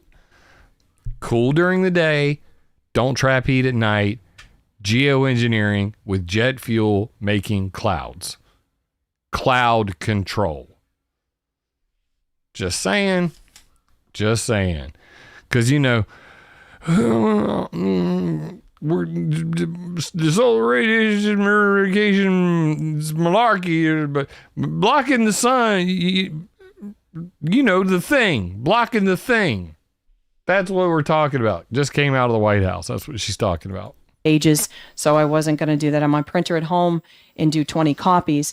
But this was from Agriculture Defense Coalition press release. Rosalind so this Peterson. was in 2010, and this shows you what they were spraying in the through their SRM and what was happening then. NASA research studies show that increasingly persistent jet contrails may turn into man-made clouds, trapping warmth in the atmosphere. There's a whole slew of things here that... What? See, I'm going to play that again. See, that's Rosalind Peterson using actual words, like actual ass words. That's why she was my hero, man. Like, she did the research, thousands and thousands of pages backed up on there. Oh, Star Dante, I don't agree with a lot of the stuff ETC group says, but I do fully agree with them on banning geoengineering, and nobody's been more effective. In fact, I just want to point this out. ETC group is the only group on the planet who has stopped David Keith from geoengineering, not once, not twice, but thrice. They also stopped the other program. What was it called? The one that was going on in Britain. So ETC group is batting 4 for 4 in stopping geoengineering projects outdoor projects from happening. So you can't argue with the numbers. I've talked to Dave Thomas, to Sylvia Ribeiro, Jim Thomas, and the ETC group killing it on stopping geoengineering projects. Stop Solar Geo is their thing. Hands off Mother Earth is also their thing. So you can disagree. You can like some of what people do and hate other parts. A lot of people like my work. They hate that I'm long-winded. Hey, suck it. I'm Southern. If you don't like it, if you don't want to know the truth and have the time to actually learn it, this ain't the channel for you. This is the best infotainment on the YouTube and the most censored channel on the topic. So tune in. And this shows you what they were spraying in the through their SRM and what was happening then. NASA research studies show that increasingly persistent jet contrails may turn into man-made clouds, trapping warmth in the atmosphere. There's a whole slew of things here Jet-made that talk about persistent this, contrails. and a lot. And I have tons and tons of links that I can give you. Geoengineering Free Canada put CaliforniaSkywatch.com. It's also agriculturedefensecoalition.org. agriculturedefensecoalition.org. The other piece that I wanted to talk about real quick, and then I'll wrap up, is so the current 12F document, let's be clear here. Under 1, any department or agency of the state may, with the approval of the governor and council and within limits of appropriated funds or by means of gifts, donations, or grants, engage in, undertake experimentation in the techniques and methods for weather modification, and may cooperate therein with the federal government, with authorized agencies of other states, and with interested persons and organizations. So now, if we go to at least 2 months prior to the presentation, approval of engagement or experimentation in techniques and methods for weather modification, the department or agency of the state participating in such engagement or experimentation shall do the following: place a public notice and all of that. The federal government is included in this. And just to speak to the question in regards with the cost of this. She's going back to the weather modification thing. And this is kind of getting annoying now because the first representative said it. Now she's saying it. I don't know why they don't get this. Front page, climateviewer.com. Let's go. I'm going to show you right now. So we're going to go back to the top. I'm going to click the front page. I'm going to scroll down here. And then you're going to see what? It's going too fast. Right here, people, patents, programs, laws. Ooh, laws. Laws are fun. If you don't understand laws, then you're not going to get anywhere in a legislative setting. So you might want to know these laws. So I suggested you guys check this out. What you're going to see is not only is there the Weather Modification Reporting Act, but individual states have different requirements for licensing. So obviously, I put the 1978 Environmental Modification Convention, which is fully titled the Convention on the Prohibition of Military or Other Hostile Use of Environmental Modification Techniques. The Convention for Biological Diversity's 2010 countries agree to ban geoengineering. What the UN ban on geoengineering really means. At UN convention, groups push for geoengineering moratorium. Links to all that. The Space Preservation Act, Library of Congress, failed to pass. For those who don't know, that was the Space Preservation Act actually banned chemtrails, and the author, the person who brought that to the attention of everybody was Dennis Kucinich, and I was just so lucky enough to literally go up to Dennis and say, "Yo, Dennis, I love you, man. The Space Preservation Act, you the bomb, dog." And he was like, "Hell yeah, you're the first person in South Carolina that said anything to me about that." But Dennis Kucinich was up there with RFK. They came to my hometown, so I couldn't help but go. I mean, I had to go, and I was going to ask RFK about geoengineering, what his because RFK Jr. big on climate change. I haven't been able to get an actual answer out of him on whether or not he supports geoengineering. So I was literally 30 seconds away from being able to ask, but RFK just went on a terrible rant. So yeah, I got the pictures, and that's my daughter's drawing. But that's Dennis Kucinich, the man, the Space Preservation Act. And it banned weather, it banned them chemtrails. But it was never passed. Probably like this law in New Hampshire is going to end up, hopefully not, but we'll see. And then all of the different laws that, we've been talking about. Weather Modification Reporting Act of 1972, which is U.S. Code Chapter 9A, Weather Modification Activities, Attempts, or Reporting Requirement, which is 15 CFR 908. This is the law of the land, okay? That's where it all comes from. Here are the original forms that you have to fill out. And then the National Weather Modification Policy Act of 1976, but state by state. California Wilderness Act, Water Code section here. Each one, I go state by state. Going down here, more info on California drought busting and all that. Colorado weather modification rules and regulations. They have their own rules, their programs. Delaware, Chapter 68, formerly Senate Bill 197. So there's a law in Delaware. Idaho, weather modification, artificial rainfall from idaho.gov. Idaho has its own weather modification reporting form. So, yeah, states individually do regulate this stuff, and they have their own laws on this. You're not gonna find this shit anywhere else on the internet.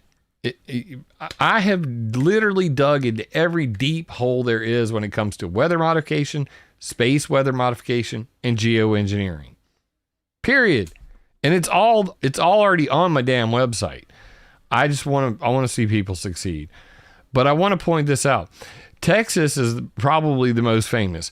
Texas has got TDLR, which is the Texas Department of Licensing and Registration, and they literally like broadcast, the annual weather modification licensing, meetings on their YouTube channel. So you can go to TDLR on YouTube and see their and I've covered several in many videos. One in which the United States Department of Agriculture was electrifying water over and spraying it over Texas. So they were just using an electro spray, as it's called, to electrify tap water and spray it into clouds to test out weather modification on Texas. And a lot of other things. But this is the part where it really gets scary. So in Washington State, which I believe that's where Rosalind Peterson was, Title 43, Chapter 43, weather modification. If you get into the details and you really start reading this stuff, you get to the really scary shit. And this is the part that really scares me. So you look and you see exemptions. Whenever I hear the word exemption and we're talking about transparency, this is the problem. This right here is the big ass problem. I'm going to make this as big as possible so you guys can read it. The department, to the extent it deems practical, shall provide by regulation for exempting from license, permit, and liability. You cannot sue these people for modifying the weather in Washington.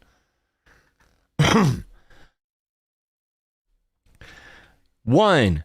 Research and development and experiments by state and federal agencies, institutions of higher learning, and bona fide nonprofit research organizations. If the state government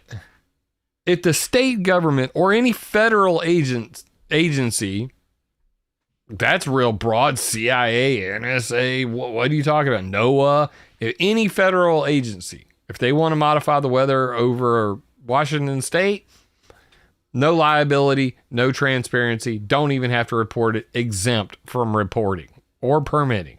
Just do it. Institutions of higher learning.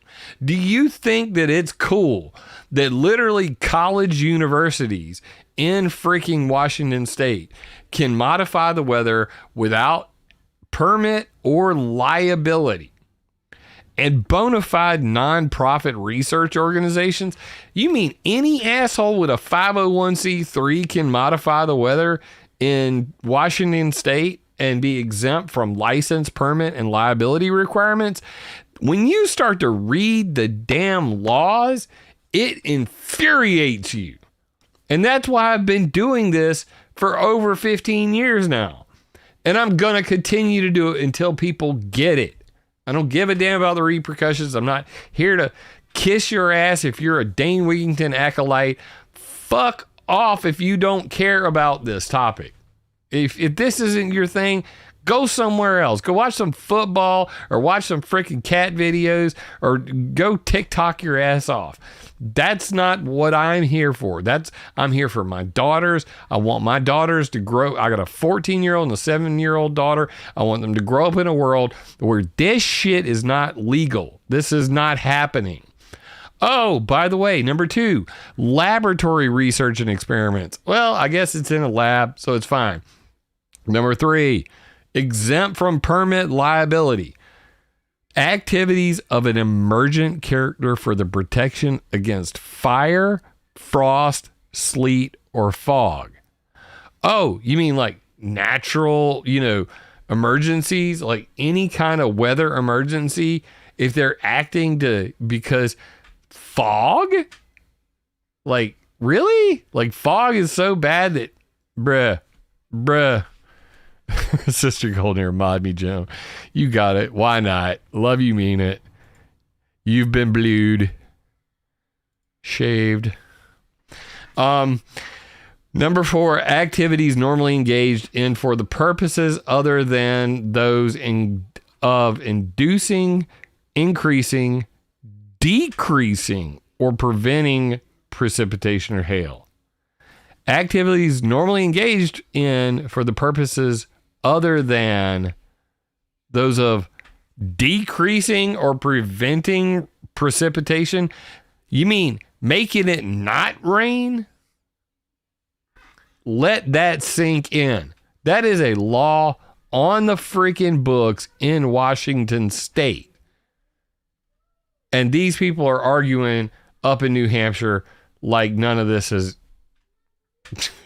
available for. Nobody can find this. Nobody.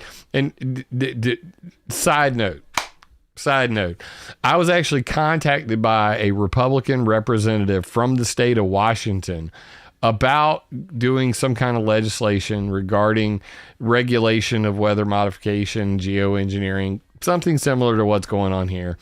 And I quoted this law to him with the exemptions. And he said that his legal team had spent 3 months and none of them could find any legislation on geoengineering, weather modification, or anything in the state of Washington. And when I sent him to this page and he read it himself and then double checked, he's like, how the hell did you find this? And my team of lawyers couldn't find this. We're screwed. Or there shouldn't have to be any cost. This would be a request. So, for example, this committee or experimentation shall do the following: place a public notice and all of that. The federal government is included in this. And just to speak to the question in regards with the cost of this, or there shouldn't have to be any cost. This would be a request. So, for example, this committee could put in a request, or in a sense, a legislative, demand to get for the last 3 years since 2021, how many federal planes, how much geoengineering has taken place in New Hampshire. I think that's where we start to see exactly what has gone on. Now, that should have happened from DES. That's a simple ask. That doesn't need a new salary, a new position, or anything like that. It's about for us to know what is going on. I'm in Rochester. I'm very close to Pease Air Force Base. I can tell you that I have a neighbor across the street. She's 80 years old. She has never seen this kind of weather that we've had ever, and in planes flying and cloud patterns and all of that kind of stuff. And she actually she is a graduate of UNH and is very, very in keen with the environment. So listening to people, and this is a huge thing. I've had the same thing, contact from all over, legislators from other states. I've talked to people in New Jersey, Pennsylvania, Florida, Colorado, New Mexico. So this is a huge issue, and we need to know what's going on here and stop it if it's happening here in New Hampshire. Thank you. Questions from the committee. Representative Kaplan Yay, has a it's the question. committee Thank you, again. Mr. Chair, and thank you, Representative, for coming in and presenting your bill. And I also have a lot of concerns about the environment. I agree the weather is changing, the climate is changing, and we know what the causes of that are. It's No, you not don't. contrails and the planes. So there's climate change. Whoa, I'm concerned with some hold of on. the Did he effects just of say? New Mexico. So This is so long. You New can't- Mexico. You can't really. and presenting your bill. I also have a lot of concerns about the environment. I agree. The weather is changing, the climate is changing, and we know what the causes of that are. It's not contrails in the plains. It's not contrails in the plains. Okay. Bro, co2coalition.org. I'm not going to hear this shit. All right. I'm going to suggest a video right now. Let me just get this up real quick. Give me 1 second. Let me go to my watch later. And let's see. Oh no, it's not on here. That's right. Rumble.com. I want you guys to watch this badly, so I'm gonna bring this up real quick.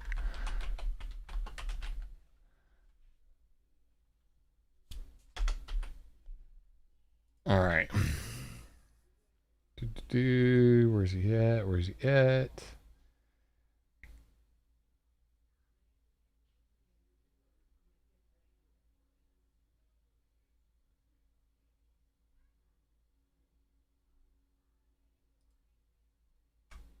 Is this the video? Okay.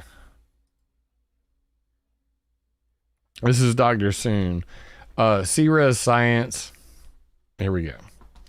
If you guys haven't heard about this guy, Dr. Soon, this video right here, Dr. Willie Soon's interview with Tucker Carlson. Watch this. I want you all to watch this. This is homework. Do this for me. If you want to see them absolutely crush the In the United shit. States, we often refer to our main sources of energy as fossil fuels: oil, natural gas, coal. This is priceless. I mean, these people are insane now, really insane. I think they're going to harm more people with their own delusion. Plus, they always remember, these are people who actually don't represent the majority. No. Since when are this put up to vote? It's always about this minority, the tyranny of the few, always robbing Is the CO2 whole census. causing climate change? In fact, then we keep hearing there's a scientific consensus on climate change. Every scientist believes the same thing about it, believes Al Gore and John Kerry. Maybe that's not true either? Oh, that I can tell you, please. Thank you for asking that question, Tucker. I've been working on this subject of CO2 causing climate change, or what other factors we can ask that cause climate to change, for close to as long as since my postdoctoral year 1991, right? So it's about 32 years. And on this question, I think we have a very definitive answer. What we know now is CO2 ain't gonna cost nothing. It's not gonna change much. Not a damn thing. Which means it won't change the speed of the hurricane. It won't change how fast or how frequent tornado form. It won't even actually make any difference to the polar bear population. It's all conservation issue, right, on polar bear. It won't even cause how much fish you don't catch, you know. It won't even cause what they call ocean acidification. It won't even cause this problem that they claim. It's all artificial. Everything they do, it's all dream from their model and the tyranny of the few again. That those few people just dream up this scary story that it just ain't true. And then when you come down to the most responsible group for this kind of bad stuff, I was reminded by my colleague, Dr. Ronan Connolly and Michael Connolly, my two co-workers with me on my group, is to say that since I work so carefully and I have about more than 100 scientists the last 3 years alone working with me, so I don't speak on behalf of them, I speak on behalf of myself. My view is that the UNIPCC, United Nations Intergovernmental Panel on Climate Change, is one of the primary problems, which means they have been misleading people. They've been using authority of science, which is not true, right? It's all governmental hackers, basically, right? People like John Kerry. Governmental hackers. Who I guess can barely take a proper physics class, who keep claiming that greenhouse effect is so simple, right? And then he refused to explain how does it work, right? I mean, he did all of that is very terrible. That really embarrassing to America. He did that in Bali in Indonesia several years back. That is just so embarrassing. Do you think he can explain how it works? No, I don't think so. Even Al No, Gore, who not claimed even to be- Man Bear Pig. knows something about science. I challenge Al Gore. I did some of that I mean, for that matter, I challenge Al Gore. Al Gore, Man Bear Pig, I will debate you, and I don't know a quarter of what Willie Soon knows, and you will never have a debate. It's like Dane Wigington. Dane Wigington will never have another debate. I did debate him back in like 2014. John Massari had deleted the tape because he was threatened by Dane's lawyers. Wipe the floor with this guy. By the way, Dane Wigington believes that CO2 is causing climate change and that methane is going to kill everybody on the planet. If you don't know that, you have not been listening. Go to Dane's website, do a search for methane, let your jaw hit the floor. He believes the same shit that Al Gore believes. That is freaking insane. In his face, actually. I was lucky enough to be in one of those Wall Street Journal eco conference, and I was giving, setting up with all the UC Santa Barbara students. Please make sure when the question comes out, give me the mic. I was making friends with them the night before. I explained now my details of my work. So I got the mic and I asked question about Al Gore, because one of the primary sad thing that they refuse to recognize, that I know you know that in even grade school sciences, CO2 is a gas of life. That's when right. you have more CO2, the plant kingdom, the whole ecology, even the oceans, gonna have more, basically ability, more fishes, more everything. More life. More life, essentially. That's why it's called gas of life. And these people want to demonize it as some gas that can cause global warming, can cause hurricane to run faster or weaker. I don't know what they want. To have more rain, more droughts, and all this other nonsense that they claim. All of that. It just ain't so. That's the problem. By the way, this is how serious I am. I check everything they say. I check. As a scientist, you cannot just dismiss them. You cannot laugh at them. You cannot, chide them. You cannot just make joke of them. You check everything. So as a very serious scientist, and I publish scientific paper refuting all of these arguments. Scientific papers maybe mean nothing to the average people, but it's really important. It's like a document that you have to document and then put out the proper scientific arguments about what is right, what is wrong. So that's what we have been doing at my particular center called series-science.com. So anybody who wants more information about this, please go to the website, right? And study what we do there, because we are the one that is truly independent from any funding agency, any money that you could possibly give me, like Bill Gates. Please don't give me money. Thank Bill you. Gates, please don't give me money. I love it.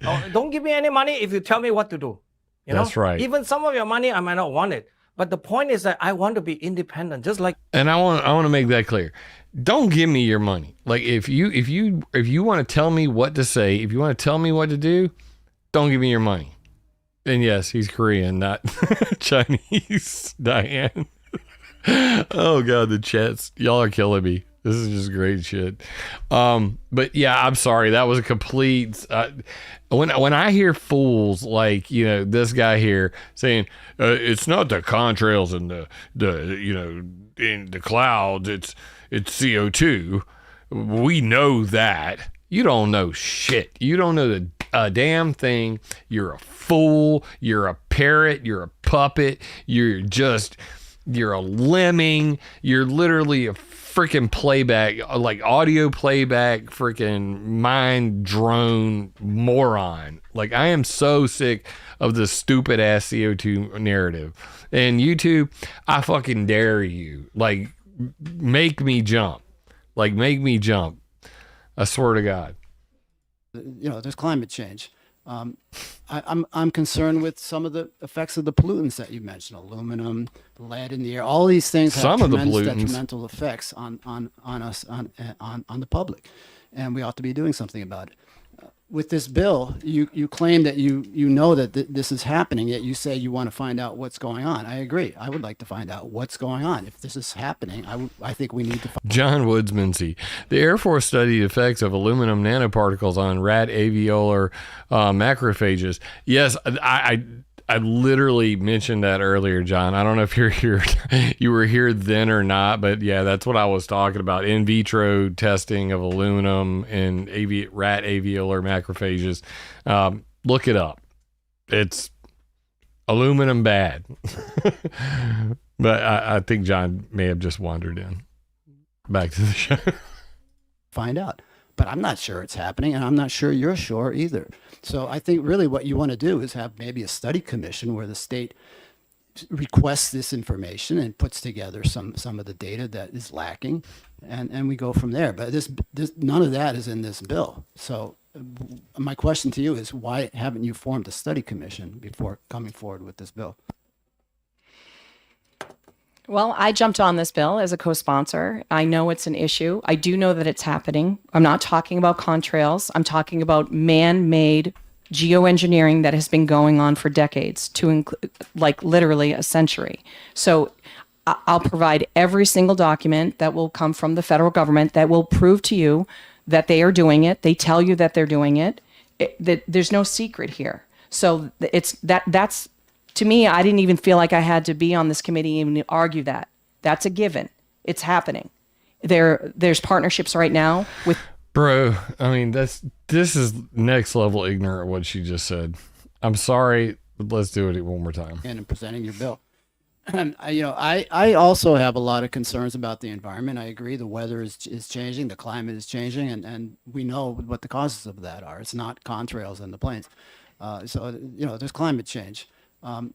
I'm concerned with some of the effects of the pollutants that you mentioned, aluminum, lead in the air. All these things have tremendous detrimental effects on us, on the public, and we ought to be doing something about it. With this bill, you claim that you know that this is happening, yet you say you want to find out what's going on. I agree. I would like to find out what's going on. If this is happening, I think we need to find out. But I'm not sure it's happening, and I'm not sure you're sure either. So I think really what you want to do is have maybe a study commission where the state requests this information and puts together some of the data that is lacking, and we go from there. But this none of that is in this bill. So my question to you is, why haven't you formed a study commission before coming forward with This is this bill? actually an excellent question, and that's what they should be doing. Well, I jumped on this bill as a co-sponsor. I know it's an issue. I do know that it's happening. I'm not talking about contrails. I'm talking about man-made geoengineering that has been going on for decades. I'm not talking about contrails. I'm talking about man-made geoengineering that's been going on for decades. Okay? Just now I see why it's such a shit show. Like literally a century.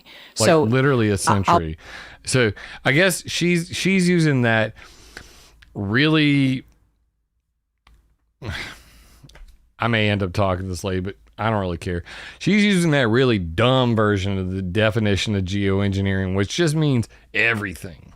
So cloud seeding, pluviculture, early days of pluviculture, 1850 to 1946, cloud seeding, 1946 to present, sounding rockets, 1952 to present, all of it. It's all geoengineering. I mean, what do you do? What do you do with this? This is a serious shit show. I'll provide every single document that will come from the federal government that will prove to you that they are doing. I will give you every document from the federal government that'll prove they are doing it. First of all, you trust the federal government, and secondly, dude, this isn't like, she was on fire when she was talking about how chemicals hurt people. But now we've literally gone off the rails and over the fucking cliff. They tell you that they're doing it. There's no secret here. So that's to me, I didn't even feel like I had to be on this committee even to argue that. That's a given. It's happening. Did she just turn into a Karen, or is it just me? I didn't feel like I needed to be on the committee to argue that, because that's just like a given. Come on, people. There's partnerships right now with the United Nations in doing it. It's happening. So, but if that means a study committee is fantastic, but I also want to make sure, I want to know what has been happening in New Hampshire since 2021 when reporting was supposed to be done. If a study committee will help with that, wonderful. But there was a study committee that took place with had everything to do with my committee, was cyanobacteria. And I think the state spent $30,000, and we've done nothing with that. And our lakes continue to be poisoned by fertilizer, phosphorus, and some other entities that people don't realize are running off into the lakes. Eutrophication is bad. This is one of the biggest issues that we're facing right now. And I'm going to provide tons of information for you, the folks over in California, in regards with wildfires and stuff like that, that are happening, that we know are happening from some of these things that are taking place. I'll get every bit of testimony, every bit of reports that you need from the federal government that will tell you what is happening. But for specifically to New Hampshire, I think we have to find out. And if a study committee is where we go, then great. Representative there's Lewicki no has a question. cloud Thank you, seeding Mr. in Chairman. New Thank you for Hampshire. taking my question, Representative. I just looked up, you mentioned graphene oxides. I just looked up graphene, and according to what I saw, it says it's just a form of carbon. Why would the oxide of graphene be any different from the oxide of anything from charcoal to diamond? It's would be extremely CO2 and dangerous in CO. nanoparticle form to the human body. So I am not a scientist. I read you scientific documents. I will be happy to provide all of that to you, just so you can understand when you're putting things in the environment and how they impact. I'm not going to be able to answer that question. I'm just not. I will be able to provide you an answer to that question, though. Are you fucking shitting me? Are you? What the fuck just happened? Like, you literally were on fire talking about aluminum and sulfuric acid and all this stuff, and you weren't ready for the graphene question? My God. Oh my God, man. Oh my God. Hold on. I'm hitting my frustration wall. Like, dude, I'm glad I wasn't there, because I could not sit in the background and take it. Like, I would lose my goddamn mind. There is no doubt about it. Whoa. That's all I got to say is whoa. Representative Noel has a question. Thank you, Mr. Chair. Thank you for taking my question. I assume that the pilots and the crew that are putting together these chemicals have looked at the MSDSs for graphene oxide or the aluminum oxide or all of the other components, and they've made the determinations as to what the lethal dose is and what the correct concentration needs to be when they go to distribute these chemicals. Otherwise, they would be in violation of OSHA law. No, dumbass. The federal study that I will give you that just came out in 2024 will show you that there is no monitoring. We don't know any of that information at all. We don't know who these pilots are or any of that. So think of it like its own, Space Force, NASA, or whatever. There's an own entity here that's running, that's separate from all regulation. There's no government or federal regulation in any of this right now at all. That is the reason why like I said earlier, it's like the wild, wild west. So there is nothing. Representative Munns has a question. Thank you, Mr. Chairman. I was going to follow up on... Dude, I'm just going to do this. Like, my God, man. Oh, my God, man. So I'm making all these notes as I go along too. So nature and climate, a number-based inventory and size resolve black carbon particle emissions by global civil aviation. All right. Now, I've said it before. I'll say it again. Jet fuel. She says, I'm not talking about jet fuel. Dude before says, I'm not talking about jet fuel. You guys are fucked. I mean, you are absolutely fucked. And then they're asked the question about graphene. It's like a fucking layup, bro. I mean, it's like they laid it up. All you got to do is dunk it. All you got to do is dunk on them right now. But you're not prepared. You don't know the stuff. You don't know any of this stuff. So I guess it's education time. A number-based inventory and size of size resolved black carbon part. Black carbon means soot. Okay, that is burnt up jet fuel. And what is on the burnt up jet fuel? What does that say? Let's go back to it. All right. The emitted black carbon particles, which are agglomerates of nearly spherical primary particles mainly composed of graphene laminae, absorb sunlight, and it may also increase cirrus cloudiness.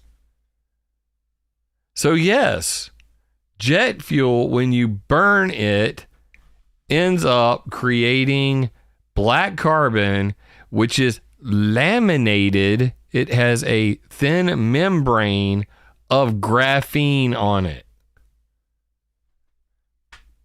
You don't know this stuff? Like, am I the only one that knows this stuff?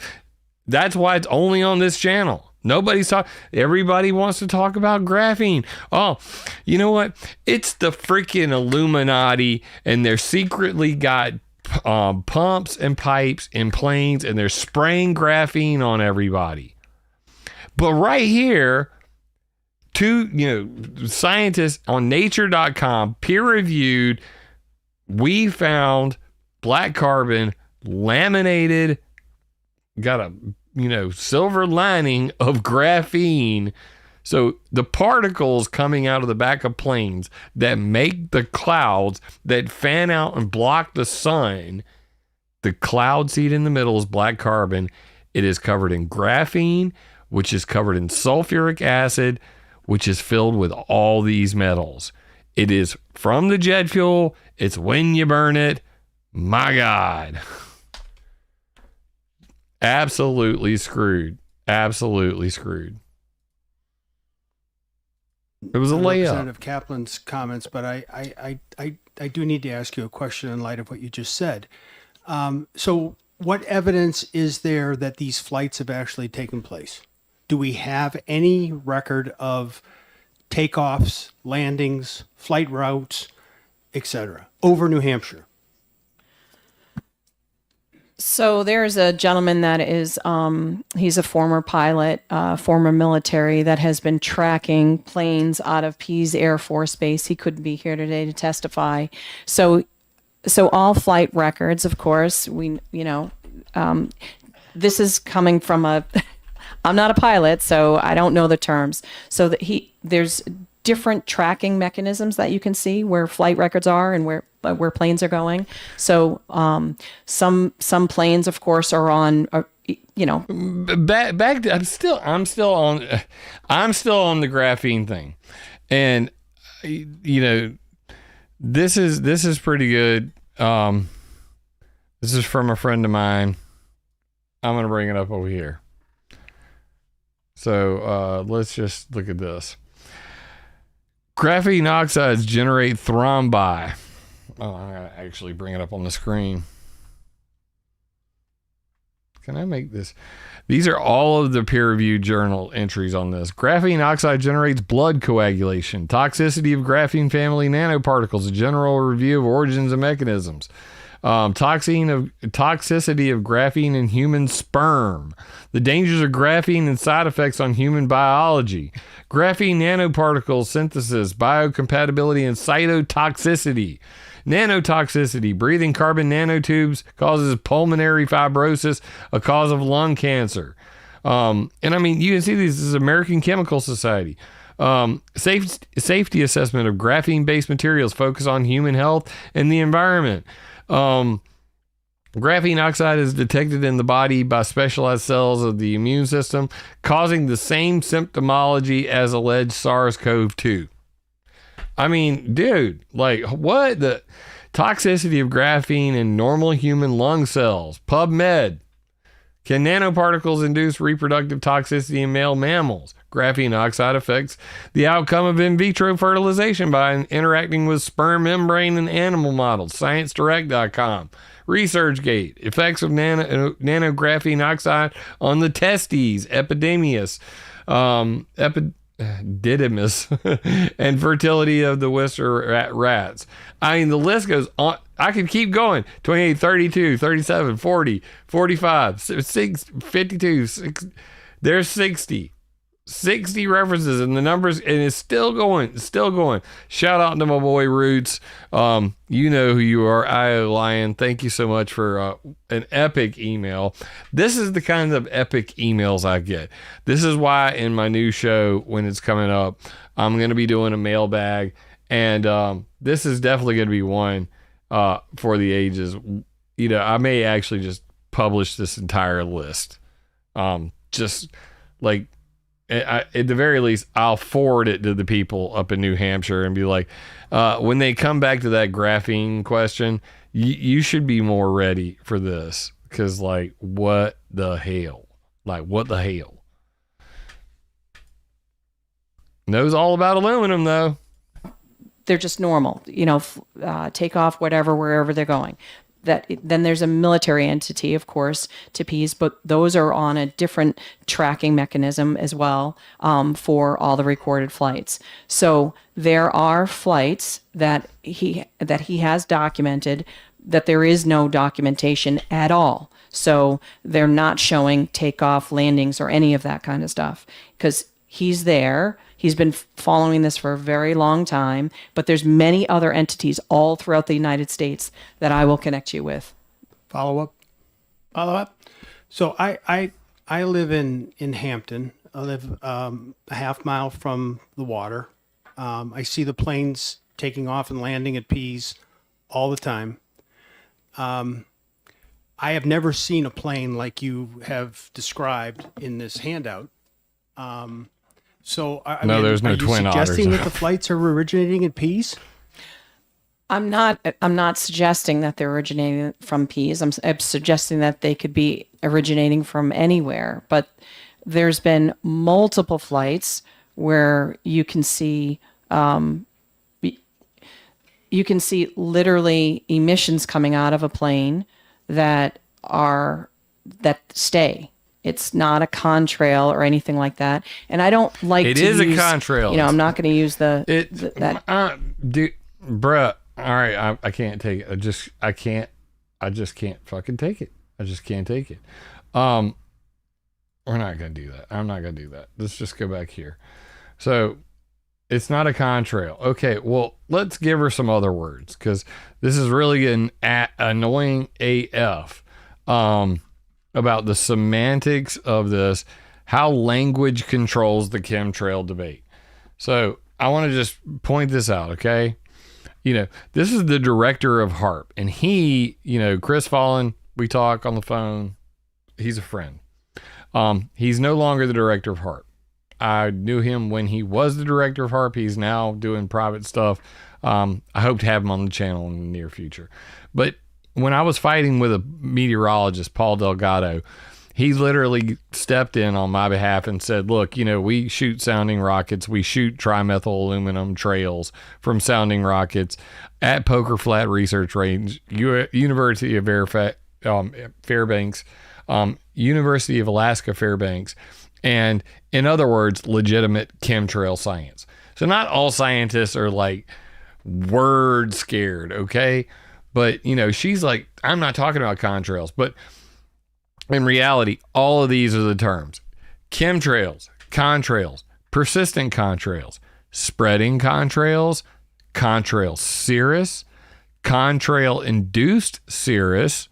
Like this guy said, down to the bottom left corner, Dr. Rangasai Halthori, Federal Aviation Administration, Aviation Climate Change Research Initiative. When I interviewed him, he said we would like to have more contrail-induced cirrus clouds during the day and none during the night. Okay?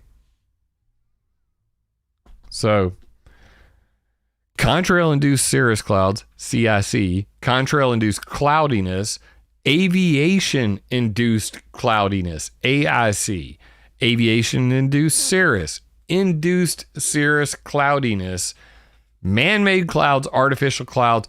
You can put all of these terms right here all of these terms, not the two at the top, not the two at the bottom, you could put all of these terms into scholar.google.com and it will just spit out all of the research on this topic you've never heard of.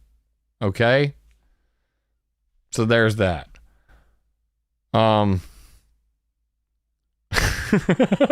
You want me to play that? Oh God! It's gonna give me a freaking ad. And hold on, let me mute for a second because I don't need a music problem right now. Hold on, muted.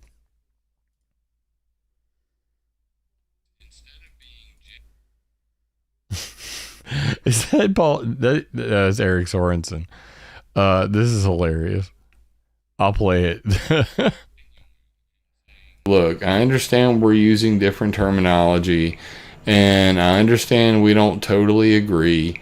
I could at least, meet you on your level and say, well, this is a serious problem. Maybe I should, be serious about my answer.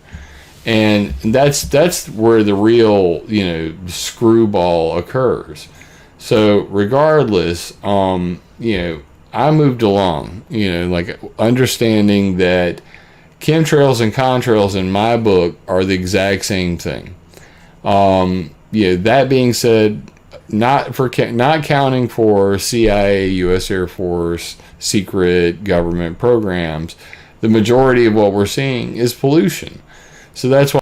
Good one, Dominic. Nice alley-oop there.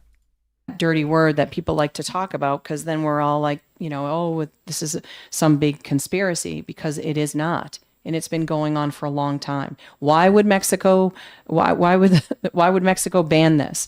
Why is the United States the only one that okay, like maybe she is that dumb. I don't know. Like, why would Mexico ban this? How about this? Mexico didn't ban planes making clouds. Mexico banned Make Sunsets geoengineering. What was Make Sunsets geoengineering doing? Go to the weather modification history timeline, learn for yourself, and just scroll to the very first entry because it's the most recent. And what do you got? Mexico bans Make Sunsets rogue geoengineering. And what were they actually doing? These two morons were doing this. They were filling up balloons with sulfur dioxide and letting them go. It's Luke Eisman and Andrew Song, and the two of them make up the company Make Sunsets. And this is their Weather Modification Reporting Act required paperwork that says they're going to be doing weather modification for the next 200 years. Obviously, they're not going to live for 200 years, so I guess this is just a joke. And where are they going to be doing it? Location, all of Earth. You can't make this stuff up. These guys are that dumb. Location, all of Earth. Size of area, 196,900,000 square miles. Oh, bro, this is like comedy gold. We're deploying sulfur dioxide, calcium carbonate. Told you so. Told you so. Calcium carbonate. That's the new one. It's the big one. They want to use calcium. Geoengineers. It's a thing. I do's my homework. But anyway, yeah. Why would Mexico be banning geoengineering if it wasn't a thing? Well, they're banning these two morons that are throwing balloons in the air because they did it off the Baja Peninsula. Well, you don't believe me? Well, you can just scroll down here. This is where they did it from, right here. It's on geoengineeringmonitor.org. Make Sunsets. Where's the part? Make Sunsets has conducted test flights of helium, weather balloons, and SO2 from Baja, California near La Ventana, Mexico in April and December 22 without seeking local permits. In January 2023, a month after Ventana experiments became public knowledge, the Mexican government banned them. So, I mean, I don't know what to say to you, honey. Like, you don't know what the hell you're talking about. I'll drop the link in chat. But, of course, all the links to that are already on the ClimateViewer Make Sunsets page right here. So if you just scroll up or scroll down, you'll see all of those are right here. The reference section, the Make Sunset, all of these are the maps for it. So you can go to each and every event that they did. This is the one I was just doing, Baja, California. So if you just right click that and go to, it's going to bring it up on the map and open it up and fly you there. So, I mean, the MLA references are right there. Like, and the translation of the original government, from Mexico, experimentation with solar geoengineering will not be allowed in Mexico. Ministry of Environment and Natural Resources has nothing to do with planes. Nothing to do with planes. And this woman is a Republican representative in New Hampshire making a fool out of herself. Basically said, hey, we're not going to be part of that, out of 190 other countries that have basically said, no, we're not going to pollute with we're not going to experiment on on our citizens. So this stuff is happening. Steve, thank it's you been so happening. much for the super chat. I see planes all of the time that are not just regular planes. So, but I appreciate you watching. This is literally a diagram of it. So that is taken from our government. So this is the NOAA Chemical Sciences Laboratory. They are part of the U.S. Department of Commerce. They are also part of the National Oceanic Atmospheric Administration and part of the Office of Oceanic and Atmospheric Research Department, NOAA, OAR. So this isn't, I'm not pulling these, making these up. Don't get to watch you as often as I'd like to live, but thank you for what you do. Representative Munn's question, how do you tell the difference between a regular plane and a plane that's doing whatever it is you're suggesting that they're doing? You can see it right from the ground. So, I mean, I have, of course, pictures on my phone. They do leave a white trail for a long period of time, and then it dissipates into, like, sometimes it's like ribbon kind of looking clouds. It spreads out. It's really hard to describe, but there's a document here that I gave you guys. That's what it looks like. Okay, thank you. Representative McGee. Okay, we're going to have to do this. I thought I might be able to get through this without bringing up my PowerPoint, but let's go to my PowerPoint because clearly we need to at this point. We're going to just bring this up real quick because apparently people don't know about the history of this. So I'm just going to go all the way back here and we'll start at the beginning. I'm going to flip through this really fast because we don't need to read all this shit, but let's do a little bit of history. So 1958, jet trails, dim sun, Palm Springs gripes. The contrails are not disappearing, but are breaking down into a haze and creating a cloud-like appearance in the sky. Let me get my face out the way. With unlimited expanse, barren, uninhabited land in the west does not have such activity to be centered over a resort area which is offering the visitor cloudless skies and unlimited sunshine. The Air Force so far is flabbergasted. December 6, 1958, jet trails, dim sun, Palm Springs gripes. The Air Force so far is flabbergasted. December 1958, wait for it, January 1959, 1 month later. Let's face it, men, said a crisp talking star-studded general, you'll either have to live with the vapor trails or move the city of Palm Springs. The resort area, it appears, is known as the Palm Springs intersection, the freeway interchange of all West Coast aerial traffic. So the city officials and the civic leaders, in an apparent unanimous unspoken agreement, decided that a peaceful coexistence with the Air Force was the wisest course.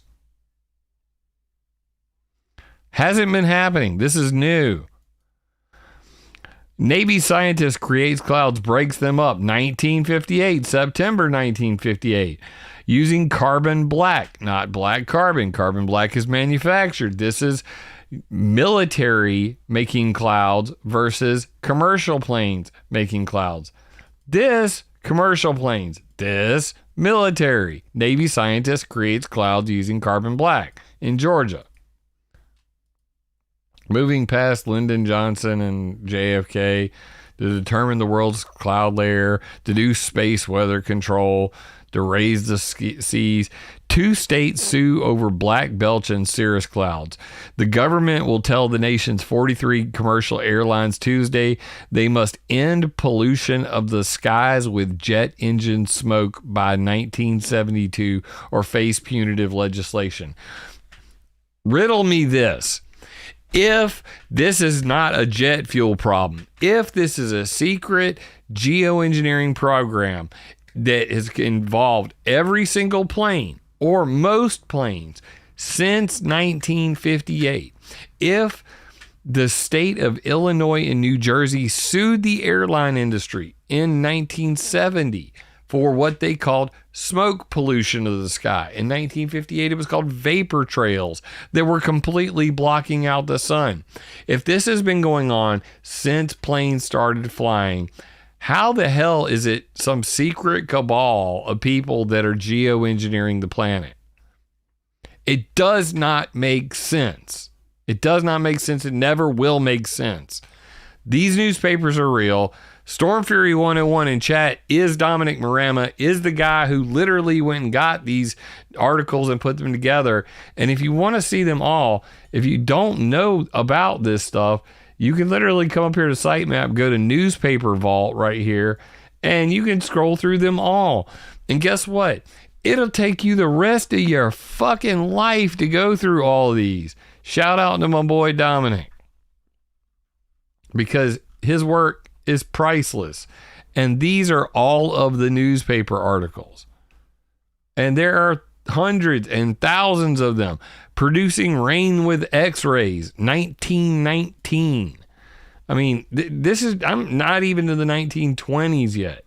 Okay?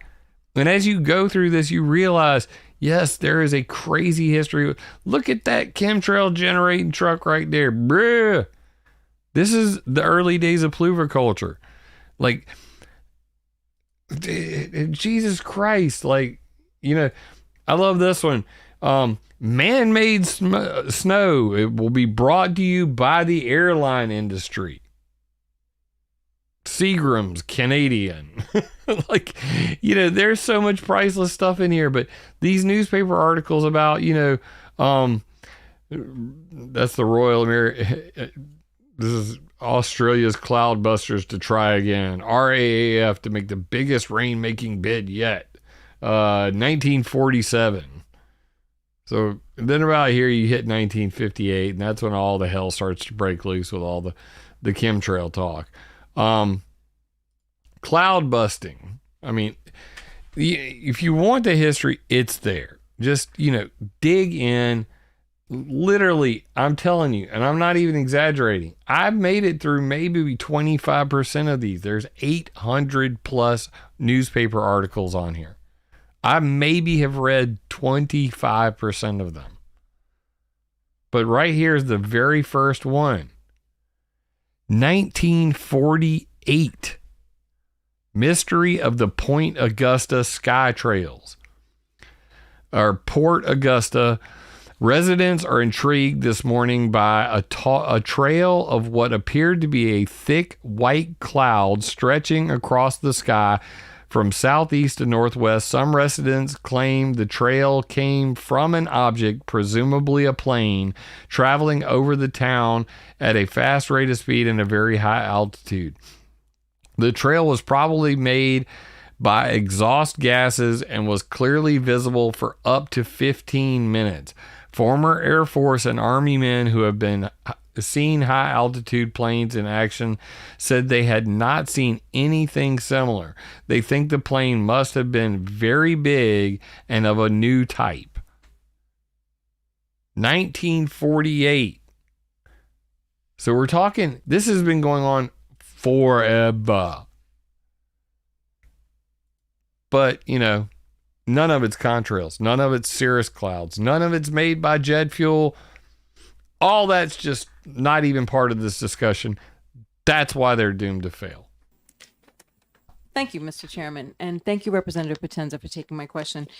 I think we are not environment and ag, right? So we don't get a lot of the bills that are about pollution and additives in water and land. I think you guys see most of those. And we do definitely have an issue with, thank you. We definitely do have an issue with contaminants in our environment now that we're all concerned about, and they're kind of hard to localize in some ways, because I don't know if any of you have ever heard that New England is called the tailpipe of the U.S. because the wind flows from west to east, and we get a lot of contaminants from other areas, industrial waste in the Midwest. That's a fact. It flows this way. So my question is, you're naming contaminants, but I am wondering how you know that these contaminants are related. First of all, how do you know that these contaminants are here? And second, how do you know these contaminants are related to geoengineering versus some other way of getting here? Which I would imagine our DES person might be able to speak to that too, how they get here, right? Because you're trying to make the connection and say, this is what it's from and this is how we know. So I want to understand how you know. So I've got eyes to see, right? So I've seen this. I've seen this on my own. I know I have constituents that have contacted the Department of Environmental Services and received no answer. Their answer is, shoot.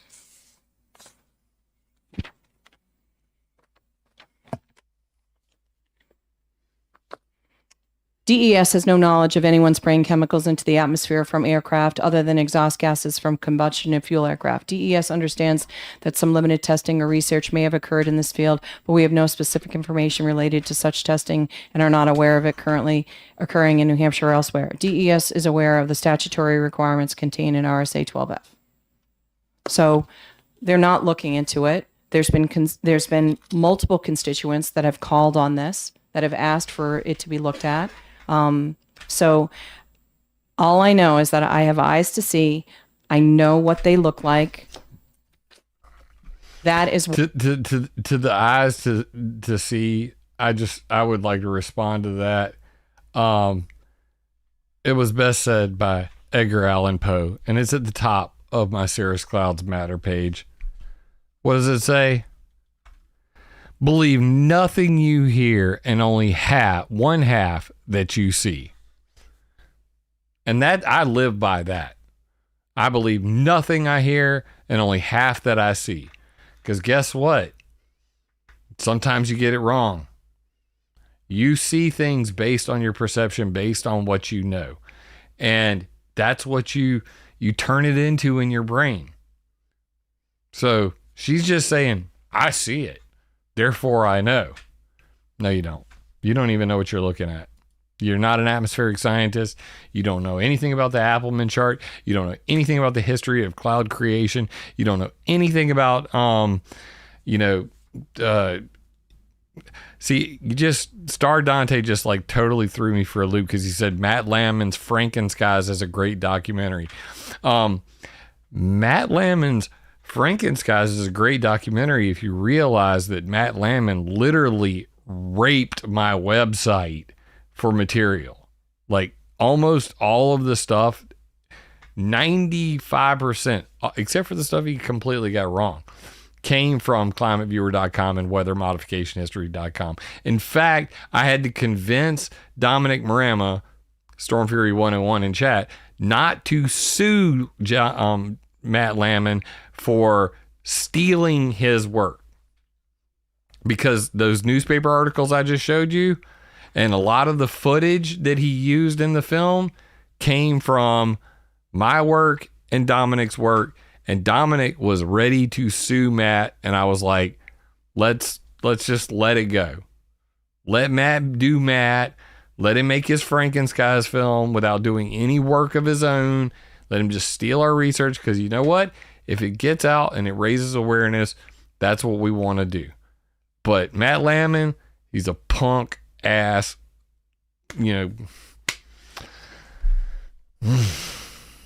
punk ass. I'll just leave it at that. What from the NOAA, it tells you what gets released into the atmosphere. You did, just like I haven't even thought about Matt in like years, and then to see you, I saw Frankenskies, and my brain sees keywords, and then go, there goes everything I was just thinking. But it's all good. No worries. It's a decent, documentary until he starts talking. Like when then he starts talking and then he just makes a complete ass out of himself at the end. Kind of like Dane Wigington anytime his mouth is open. It's really it's in a sense, it's playing God is really what it comes down to. We're messing with things that we shouldn't be messing with, and it affects everything from ecosystems to people's health to all of that. But if we can find out that information, then we need to find that out. Follow up? So I agree with you. It's a little scary to think that people are messing with things they may not understand the outcomes of. I agree with that. I have that same feeling about geoengineering. I just think that we're trying to prove a negative here, right? We're saying that our Department of Environmental Services doesn't know about any activity, and they should, because we know there is activity, but you haven't provided any real evidence of activity. And so I'm just trying to figure out, if you understand how the system is supposed to work, right? Any geoengineering that's happening in the country is authorized at the federal level and requested at the state level, which means we have to assume that the proposal that you're putting out here is that someone other than those entities, somebody is deciding to seed the clouds over New Hampshire without anybody's knowledge. Number one, nobody's seeding clouds in New Hampshire. We already covered that. There is no cloud seeding. There's no weather modification cloud seeding with silver iodide flares or any cloud ionization or any of the new technologies of cloud seeding, weather modification, precipitation enhancement, otherwise, hail mitigation. None of that's happening in New Hampshire. She said that if geoengineering were to occur, that it would be handled at the federal level and requested by the states. Also, complete and utter bullshit. When John Brennan and the CIA decide, and the military has decided this, that global warming is a national security threat, then under the national security threat clauses they have, they can deem any project top secret. And the best example of this is during the 1950s when we were threatened with nuclear war. The United States Army Chemical Corps, in a spinoff of the Manhattan Project called the Manhattan-Rochester Coalition, was spraying zinc cadmium sulfide out of C-117 planes that flew from California to Washington, D.C., and literally sprinkled radioactive zinc cadmium sulfide across all of America. They did this in Georgia and in black neighborhoods in St. Louis. They did this all over the country. All of this is documented on my website. It was a conspiracy, military experiments on unsuspecting public. Whenever they did that, in the 50s through I think up to the 70s, they did not admit the United States Army Chemical Corps that poisoned all these people across America and then followed them to their deathbeds, literally gathered their thyroids from their dead bodies to see how much zinc cadmium sulfide was left over in there. There were people that were on the local St. Louis news in like 2008 that were complaining about this, and finally the truth came out.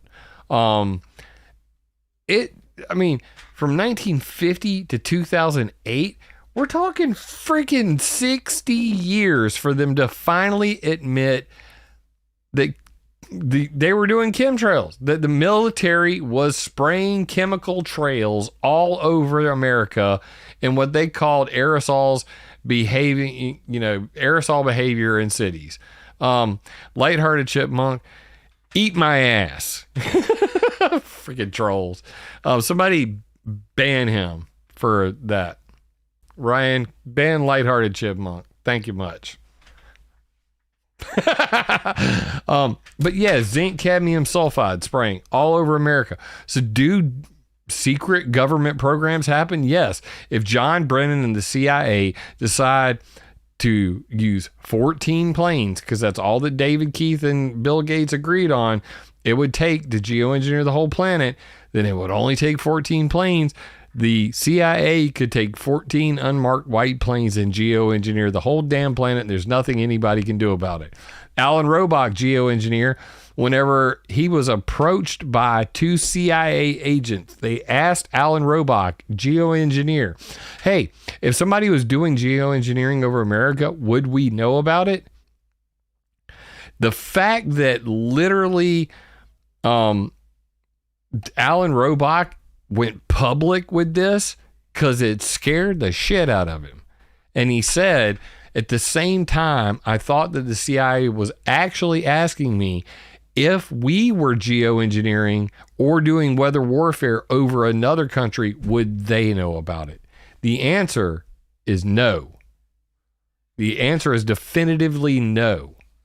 And this is 2015 Diane Seidel weather modification, planned and inadvertent weather modification conference at the American Meteorological Society said, we cannot tell the difference between man-made cirrus clouds and natural cirrus clouds. Therefore, we cannot detect rogue geoengineering, which is why I proposed my Environmental Modification Accountability Act, because I've done the studies to determine that we do not have any safety blanket. There is nobody out there watching out for us. If a secret government program were to occur, it would be just like what happened in the 1950s. It'd be 60 freaking years from now before they ever admit to it.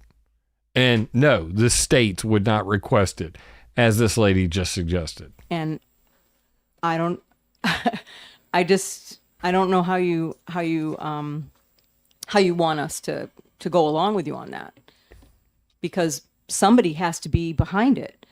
And so is it the federal government? Somebody has to be behind it. This is a logical fallacy. So like the Manhattan Project, because of compartmentalization, the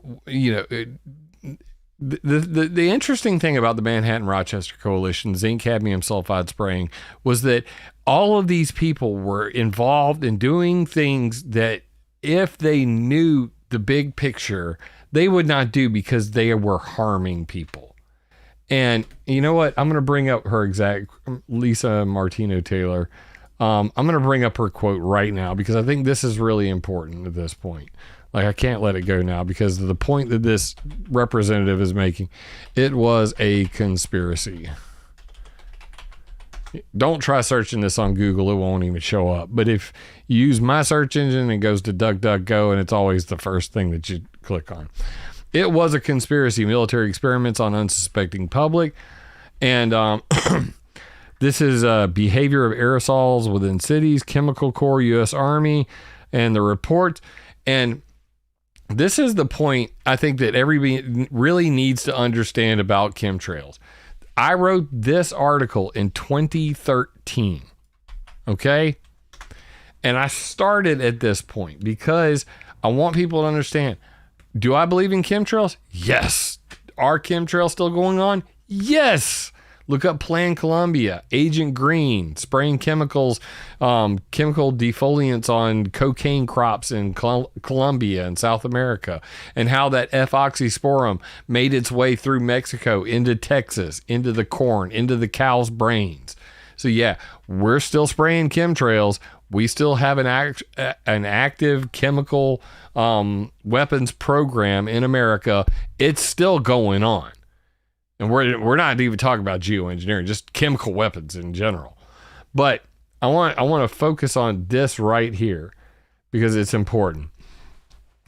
Through this case study, the author explores how a large number of participants inside an organization will willingly participate in organizational acts that are harmful to other humans.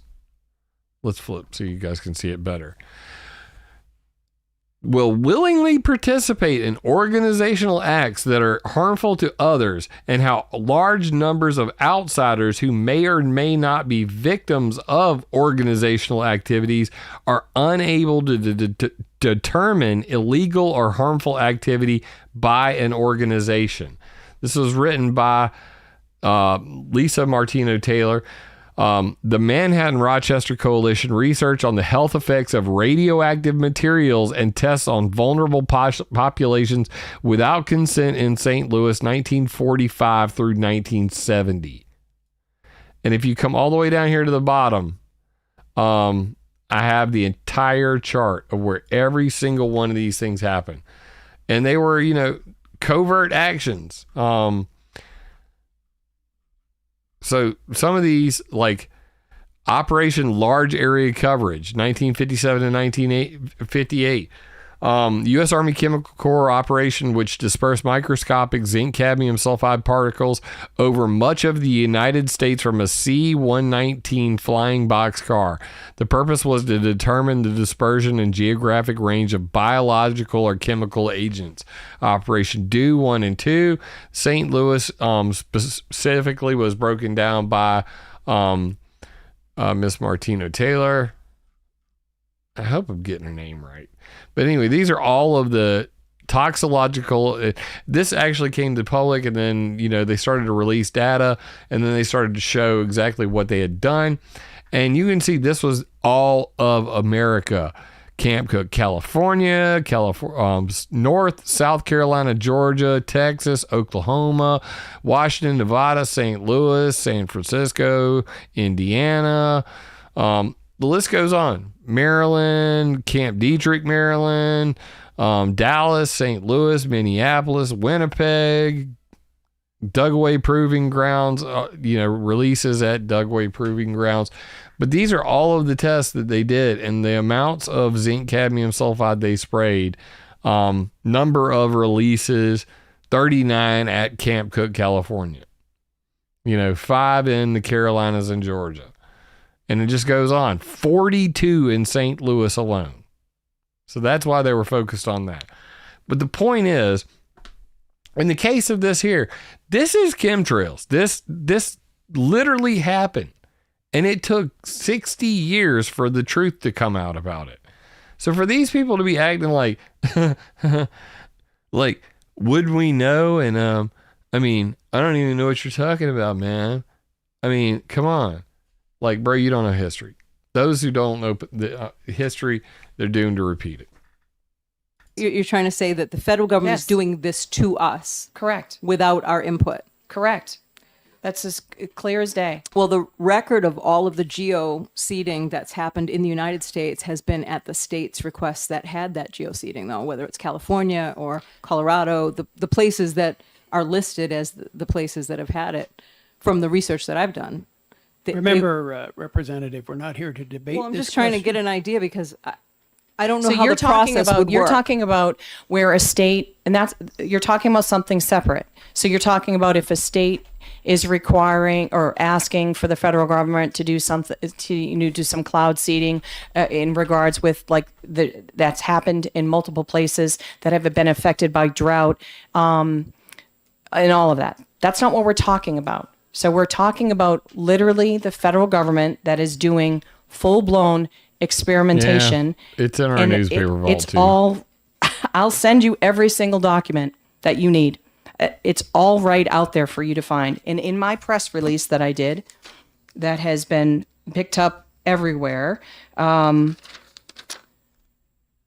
right on www.whitehouse.gov, congressionally mandated report on solar radiation modification. That's what this bill is. It talks about SRM.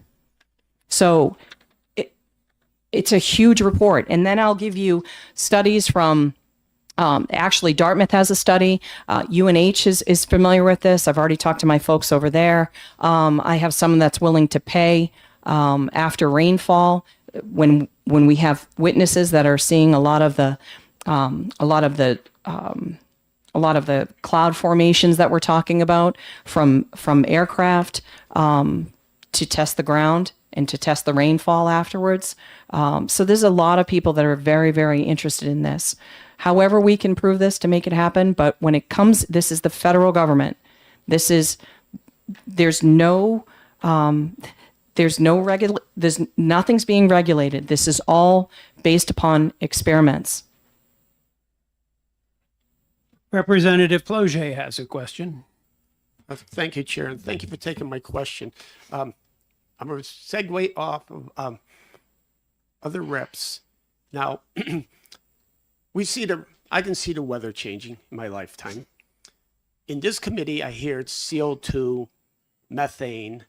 We've taken sulfur out of our diesel fuels. We've taken the particulates out of our diesel fuels.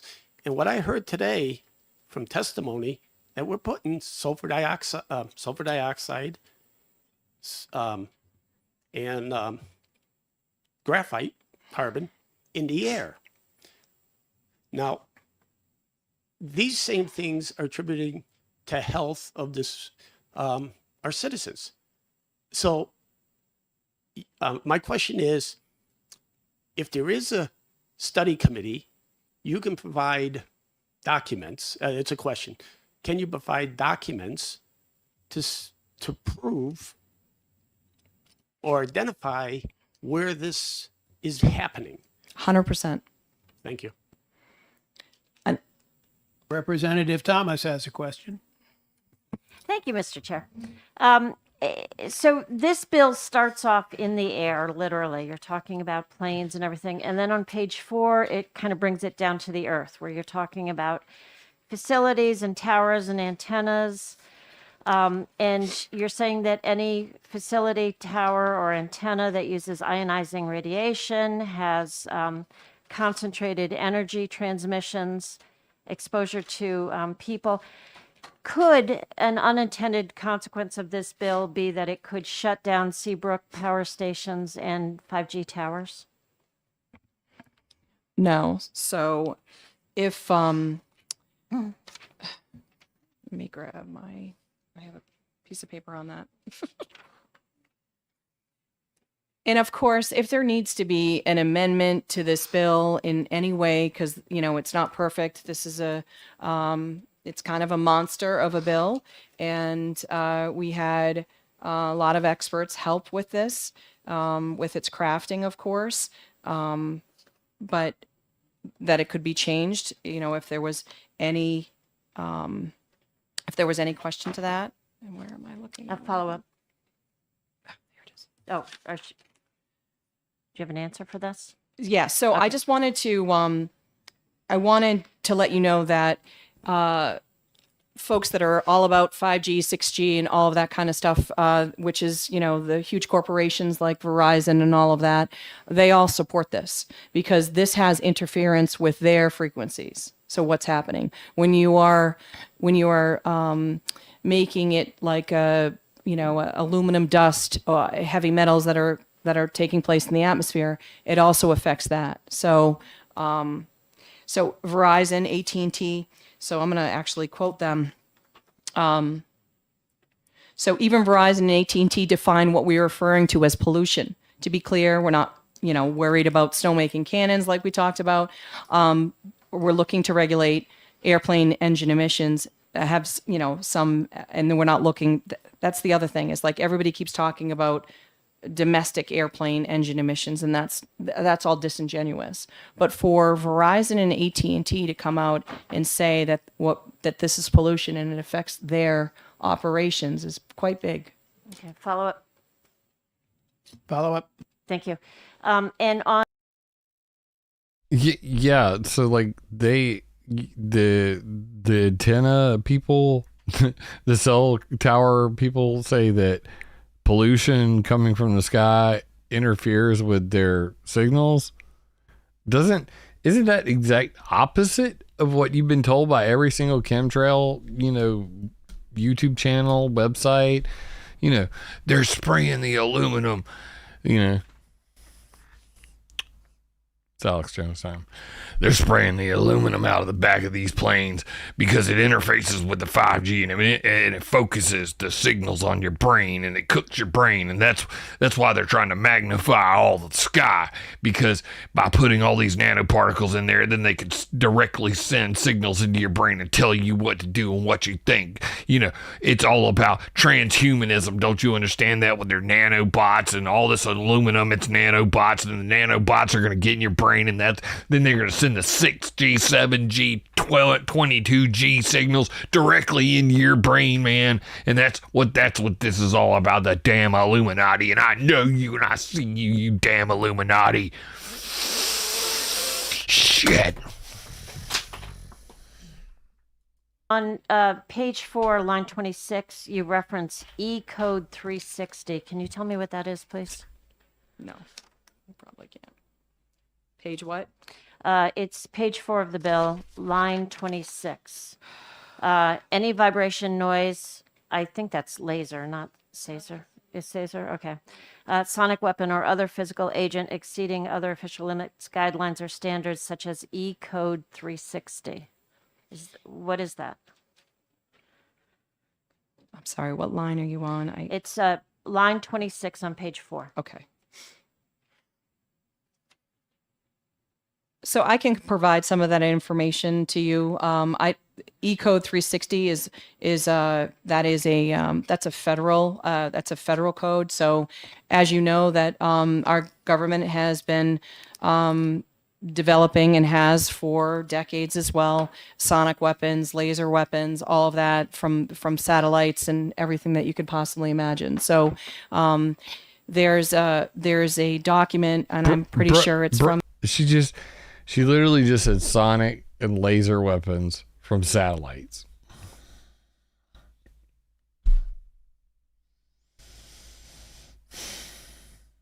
I mean, like, where are they getting their info from? This is a shit storm. Lisa was right when she called me that it was a shit show. This is a shit show. From UCLA that talks about how, and this is getting very technical, where the satellite coordinates, of course, with what's being released in the atmosphere, and that actually creates, in a sense, kind of a weapon, an environmental weapon that is taking place too. But this is way beyond my pay grade. I went to school for communications. I'm a minor in public relations. I hope I'm doing great. Thank you. So, Representative Corman has a question. Thank you, Mr. Chairman, and thank you for taking my question. I'm a bit concerned about some of the assertions that you've made. So you said that sulfur dioxide and sulfuric acid are causes of asthma. You stated a link between aluminum and Alzheimer's, and I took the liberty of going to the American Lung Association site, and they have a page called What Causes Asthma, and it lists family history, allergies, viral respiratory infections, occupational exposures, smoking, air pollution, and under air pollution it says exposure to the main component of smog, ozone raises the risk for asthma, and then obesity. Nowhere is anything about sulfur dioxide mentioned. You just mentioned it. You just mentioned air pollution. That's what we're talking about. Well, you mentioned sulfur dioxide specifically. and there's nothing here about that. And then I'm also at. But if they said black carbon, which comes out of every single tailpipe of every single car and every single diesel, whether it's gas or diesel, plus the planes, black carbon, asthma, metals, asthma. Come on, dude. Come on, bro. This is just sad. And she's mentally checked out at this point. I mean, as a fighter, like, you can tell when your opponent is just like completely, demoralized, and her body posture's changed, her confidence that she came in while reading all the health effects of metals, all that has disappeared at this point. And she's already like conceded, well, if we could just, maybe we could just reword the bill. I mean, I thought these people knew what the hell they were talking about, but now I'm sitting in front of you. I don't want to look like a fool, even though I'm wearing this really bright yellow. I've been trying to figure out what it says on her yellow scarf this entire time. I'm more interested in that than anything she's got to say at this point. It's that sad. But man, this is such a damn waste of a great opportunity. It's heartbreaking. At the Lung Association site, Alzheimer's Association site, and it says, and I'm quoting, "No convincing relationship between aluminum and the development of Alzheimer's disease has been established." So that's bullshit. Are you contradicting these authoritative sites? I'm not contradicting, but I'll give you other authoritative sites. Everybody wants to say they're an expert on everything, but I'm going to give you literally other medical sites that state high toxic levels of aluminum and that load, how it does have those types of effects, which it has other types of effects as well. Aluminum has effects with respiratory as well. Aluminum has effects with neurological different components, especially in young children. So, I'll give you everything that you need in regards with health. But do you know what the leading cause of second leading cause of lung cancer is in the country?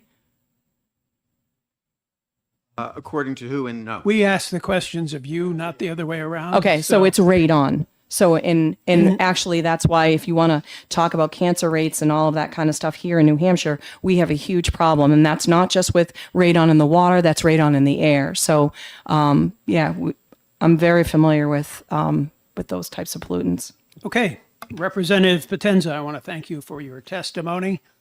And it's just give not a the thing. last word of this public hearing to Mr. Craig Wright of the Department of Environmental Services.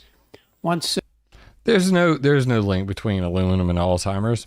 I mean, I'm not going to an authoritative source. I'm just, why not bring up Google Scholar? I mean, what could possibly go wrong there? Because Springer's really known for posting a whole lot of conspiracy, right? Aluminum and Alzheimer's disease, inhalation exposures. Low doses of this metal may contribute to developing Alzheimer's disease, cited by 120 other scientists. The association between aluminum-containing products and Alzheimer's disease by all these people. Journal of Clinical, what is it? Damn it. Let me just come back here real quick. I want to know who published that. Journal of Clinical Science. Science Direct. Cookie settings confirm my choices. Yeah. The association between aluminum containing products and Alzheimer's disease. This is on Science Direct. Journal of Clinical Epidemiology, 1990. I mean, bro, like, you lazy sons of bitches up here saying, going, oh, there's no link between, aluminum and, health effects of aluminum exposure, aluminum involvement in the progression of Alzheimer's disease, Journal of Alzheimer's Disease 2013. I mean, dude, just all I did was go to scholar.google.com and put in Aluminum inhalation Alzheimer. I mean, it's a good start. That's all you got to do. Scholar.google.com, see what other scientists are saying. Take it with a grain of salt. But at the very least, just look and then see and then go, okay, cited 342 times. This is off of the National Institute of Health ago. The health effects of aluminum exposure. Association between aluminum and Alzheimer's disease. Right there. That doesn't mean that they're actually saying it is. It could be the opposite, but still, it's a great place to start. I don't know, man. I don't even know anymore. Mr. Wright has spoken with us. We're going to recess this public hearing until Monday, January 22nd.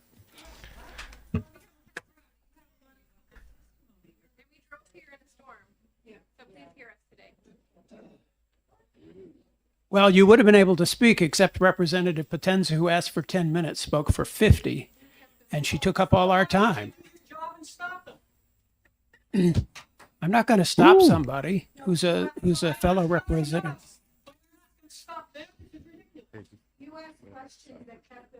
So, Mr. Craig Wright, please take the Could I at least ask why not? Instead of you don't have another bill after this. You have an executive session or a work session, right? We do. We have both, and we have members who need to leave. So we're going to ask Mr. Wright to give us his perspective on this proposed legislation. Popcorn. People are pissed. Thank you, Mr. Chair. So Again, the representative was only supposed to speak for 10 minutes. She spoke for 50 minutes. She provided almost nothing. Zero evidence like that you could take to a court of law. The people that are in the back that were supposed to speak, they're pissed. One of them called me on the phone. That's why I'm even doing this right now. Ryan and Hinsey. Politics. Pfft. Bruh. My God, man. And I think this fool talks for, oh my God. He talks for another 10 minutes. He does actually talk for 10 minutes. Okay, I guess we'll sit through this because this guy's going to talk about the things, and then that's Craig Wright, it. I serve as the director of the Air Division 3-hour stream at the Department of Environmental Services. Pleasure to be here today. There's a lot in this bill, as you've heard already. I think if you read the fiscal note that the department wrote, I think it's clear. Is this better? Okay, sorry.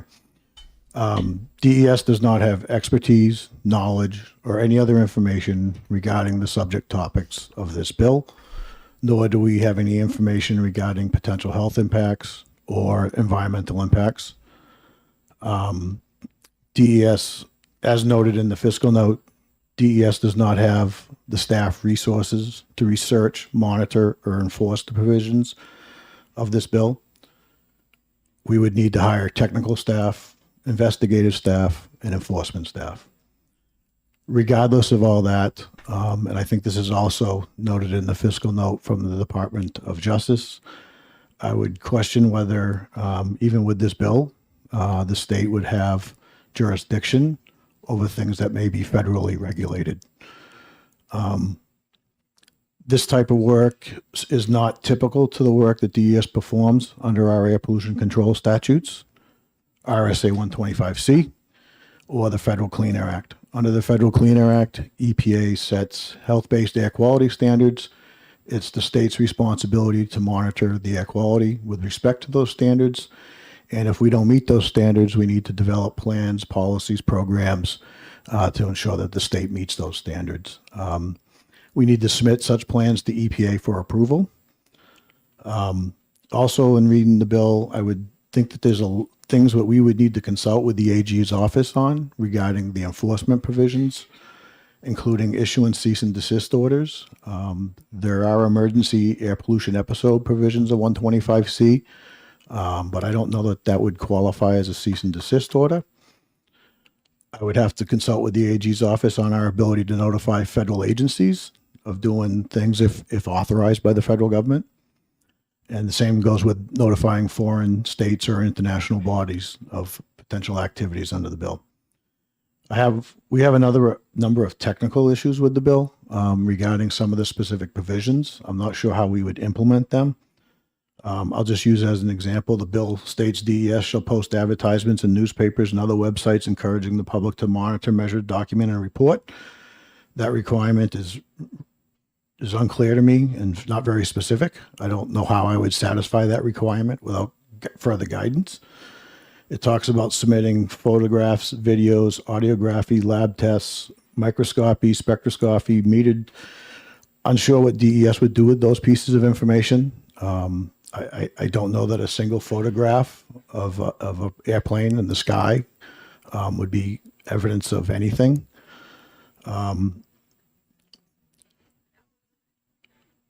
I guess the only other thing I would say is with respect to the resource load of this bill, there certainly is no revenues associated with this bill. And I can guarantee you that I do not have the staff to do that without a revenue source. I mean, damn, like, bro just laid it out there. Look, we don't got the money. We don't got the equipment. We have no evidence. I mean, I'll just be real with you. You guys got this bill in front of me. We don't have any information. We have no proof of that any of this is real. We would have to hire people. We would have to buy equipment. We would have to actually prove any of this is real. That's without ever watching this. This is what I told Lisa on the phone. I said, the best you guys can hope for is to get some sensors to monitor rainfall patterns and actually test them for fallout from planes so that you could actually have some legitimate data to work off of. And that's the best you can hope for to try to salvage this bill at this point, is to get some transparency and some actual testing. Because if you weren't here for the original part of the video, I'll show it again. On ClimateViewer 3D in New Hampshire, this is the limit of their testing. 2 aerosol robotic network AeroNet stations that are down all the way down here in the corner, just southwest of Dover by West Nottingham. And the rest are EPA Air Quality Network, AQI, Air Quality Index indicators. And some of them measure ozone. Most of them measure PM 2.5 or PM 10. That's 2.5 and 10 micron. So they don't have the data. They don't have any information whatsoever. It's practically freaking useless. And that's why it's going to be that way. I mean, until we demand better quality studies on, the chemicals that we breathe and are coming down in our rain, that's all you're going to get. So no nanoparticles, they don't get tested unless it condenses together into some big heterogeneous ball and falls into there. Then it might be classified as something completely different, because it's just going to classify the largest constituent of that conglomerate, agglomeration. PM 2.5 it's old. It's outdated. We should be doing better than this at this point. That's what I got to say about it. Thank you. Do you have any estimate at all of what it might end up costing to enforce the provisions of this bill? A lot of given agency. Given our lack of expertise and knowledge in this area, I think we estimated in the fiscal note it could be upwards of 10 staff. I can't sit here today and say I can guarantee that. Could it be 5? Maybe. Could it be 15? Maybe.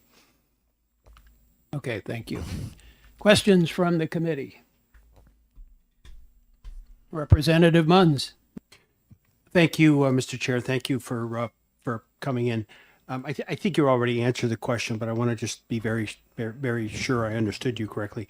To your knowledge, there are no published reports that document any of what we've heard has been happening in New Hampshire There's no documentation of that available that, we could review.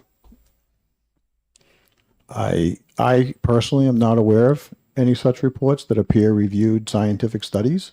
I've heard it mentioned here today that such reports exist. I am not aware of them, and I do not have them. I have them. They're on climateviewer.com/cirrus clouds matter. Please keep your comments to yourself. Thank you. Oh, Representative how Munns, you're gonna rude. follow up. Yeah. I would just ask of a that bitch. if there are reports available, that they be forwarded to us, but that they be specific to experience in New Hampshire. I'm not really interested in knowing what happened in California. Additional questions, Representative Thomas. Thank you, Mr. Chair. As someone who works in the Department of Air Resources, does New Hampshire? I'm sorry. Oh, the director. Sorry. In New Hampshire, do you test for sulfur chemicals and graphite chemicals So in the air? thank you for the question. In New Hampshire, we operate a network of, I think, 13 monitoring sites. We monitor for sulfur dioxide at 3 sites in New Hampshire, one in Pembroke, one in Toppapack, Monadnock, and the other one in Londonderry. We also monitor for ozone at a number of sites across the state. We monitor for certain ozone precursor organic compounds at 2 sites in the state. I could certainly provide to the committee what we monitor for and where we monitor it. Representative Gerhard mentioned particulate matter. We do monitor for particulate matter at 6 sites across the state. 3 of those sites are filter-based sites. We do not monitor those filters for chemical composition. We simply weigh them for the amount of particulate matter that is collected. We're measuring all those up against what we call the Federal National Ambient Air Quality Standards. Yeah. Follow up. They don't actually measure what chemicals. They just measure the weight of it. Put that in your pipe and smoke it. That's your federal government, the Environmental Protection Agency, hard at work, protecting you. Follow up. And are you seeing an increase in any particular component? In general, Thank you. Sorry. long-term pollution trends for the pollutants that we monitor for are decreasing over time. I'm sorry, you say they're decreasing? Decreasing over Okay, time. thank This past summer with the wildfires up in Canada, we probably saw some very extreme PM events, particularly to our south and west, not necessarily here in New Hampshire, but that is certainly something we monitor for. And we prepare periodically an annual, what we call State of the Air report, and I could certainly make that available to the committee as well. Thank you. Representative Kaplan has a question. So we were on WAQI earlier.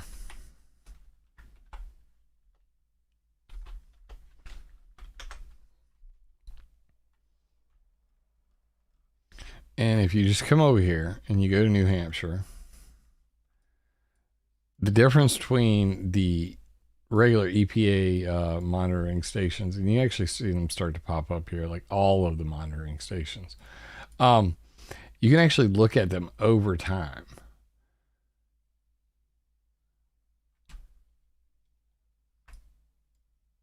Get up here.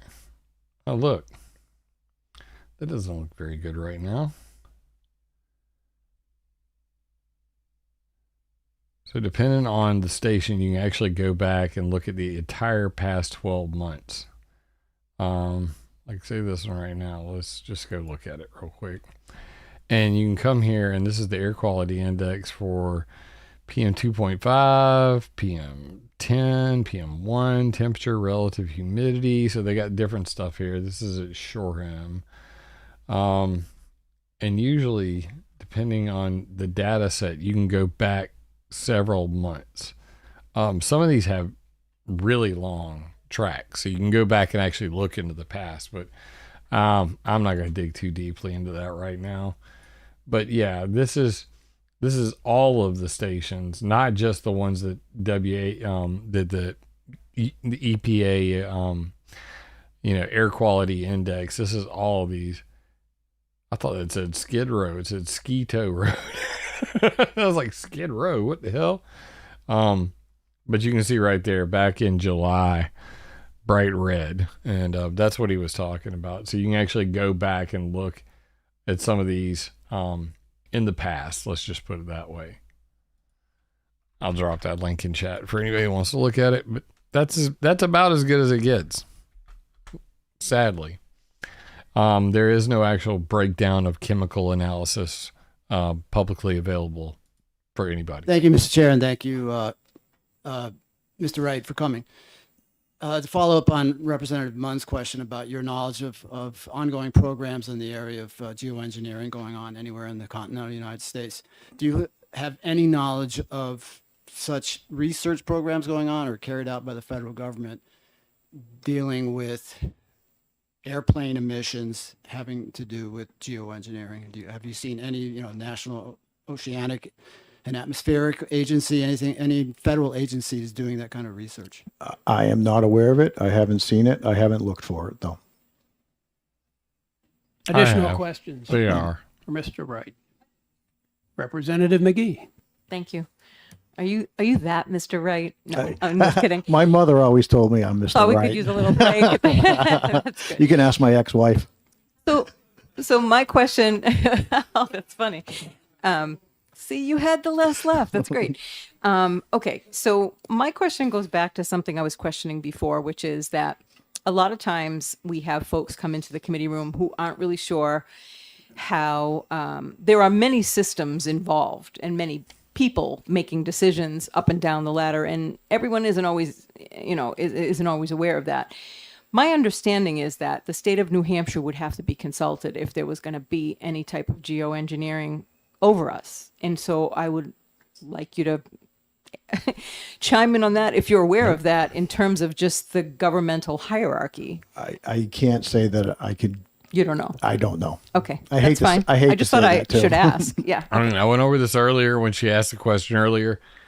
If the federal government, if the White House talked to the CIA and they said, look, we've already determined this is national security, our national security's at stake, the CIA could take their 14 planes and geoengineer the whole damn planet, and you'd never know about it. I'd never know about it. No reporter would ever know about it. They certainly wouldn't ask the state's permission. They don't give a shit about what the states think when it comes to national security. They never will ask. Just look at Snowden. Just look at, Bill Hicks. I'm thinking Alex Jones at the same time. Oh my God. When you look at the history of these things, if they determine it to be national security, it overrides everything. No foreign, top secret, Rel 2 Five Eyes, only Five Eyes members get to see it. Pass this along, Stone Ghost Network, compartmentalized. If the CIA were to start a geoengineering program, I believe they probably already have. Chuck Long from NOAA's Earth Systems Research Lab said that airplanes are creating a subvisual ice haze, which are accidentally geoengineering the planet. They're making the sky whiter. But what if that wasn't the case? It wasn't actually the airlines that were making the sky whiter. What if somebody was already flying planes in the stratosphere and dispersing chemicals? And they've been doing it because national security. Even though China and Russia and other countries have made it clear, if you geoengineer, that could start World War III. So would they ask freaking New Hampshire for permission? The answer is no. And she should know that. I mean, she can't be that dumb. I don't believe she's dumb. She's not a dumb lady. So I don't, this is dog and pony show. This is the end, by the way. Okay, thanks. Okay. Any other questions? Seeing none, I want to thank you, Mr. Wright, for being here to testify, and we'll look forward to the information you can send us Thank you. about air quality in New Hampshire. And with that, we're going to recess this public hearing until Monday, the 22nd of January at 1 p.m. 1 p.m., January 22nd. So we're going to take a 5-minute break, and then we're going to come back for a short work session and then an executive session on 2 bills coming before the committee. And that's it. And that's a wrap. And that really sucked. Oh my God, I can't believe I just did that. 3 hours and 23 minutes to get through. This is why I'm not in government. I don't know that I could do it. I certainly couldn't be one of those people sitting in the chairs because they do this shit all the time. I mean, argue about all kinds of, Stella Q. Now they can go and have a pee finally. I literally have considered hitting this button so many times because I've been sitting here, like sipping coffee and a water for 3 hours. I got to pee so bad that my camel hump is about to explode. Guys, thank you for hanging out with me on a impromptu Saturday night transmission of the ClimateViewer global broadcasting system. I'm going to tell them to try to shoot low and try to get them to get the information that they need to prove their case. Because at the end of the day, it's fun to like listen to Alex Jones and Dane Wigington and all of that. And it's great fear porn and it's fun and all that. But whenever you go and you actually want to get a law passed or you want to try to ban the thing, you damn well better have all your homework, your ducks in a row, and know what you're talking about. My God, what a clusterfuck that was. Me, I would have done that totally differently. You know, my Environmental Modification Accountability Act, it's an add-on to the United Nations and ENMOD Act, okay? But I clearly see the need, and I've already stated that I also want to make a state-by-state version and a national version of the ENMOD Accountability Act so that when people, you know, any one of you in this audience, anybody in the sound of my voice, that you can literally download a PDF and just fill in the boxes for your damn state or whatever, and then take it to there. It already has all the references necessary. Every single question is already answered in it. And when these people sitting at this table read it, there will be no doubt in their mind that you know what you're talking about and that you have already provided them with the scientific peer-reviewed journal references and the history papers and. You should, if you get the opportunity like this, you better you only get one shot. Do not miss your chance to blow. This opportunity comes once in a lifetime. So you better lose yourself in the research. I mean, that's all I got to say. It's a damn shame. They got one more shot tomorrow, or technically tomorrow, because now it's actually Sunday at 1:46 a.m. I don't know. Now that I've taken it all in, I've memorized everything that was said here. I've got my little notepad. I actually threw it on the floor at one point because I just was like, oh God. I'm going to try to help them out. I'm going to see what I can do to help them out. Try to salvage this train wreck. But I promise you this, I will make my version of the Environmental Modification Accountability Act available on a state-by-state basis so that if there is a repeat of this, I want to see one of you take that law the solution that I've already come up with: transparency and verification. It's very simple. Transparency and verification. Tell us when you're doing it before you do it. And if you don't tell us, we'll catch you with our sensor network. They don't have the sensors. They don't test for chemical constituents. Nobody does. Known this a long ass time. That's the solution. We need to know. With modern technology, with as cheap as mass spectrometry has gotten, I mean, I literally saw one the size of a USB freaking stick that you could stick up to a rainfall sample, and it can literally spit out what individual chemicals are in that water. So we've gotten to a point now where, with the Internet of Things and all this, we should be able to real-time report on this worldwide, state by state, county by county. And I hope to see that through in my lifetime, that actually happens. I appreciate everybody for tuning in. This was a different kind of video. This is 100% real ass activism tonight. So I appreciate you guys. I know that I'm curious, like, how many people are actually going to watch this afterwards. Cause I mean, we're right now at 3 hours and 30 minutes and 30 seconds from now. And my outro is another like 2 minutes, but you know what?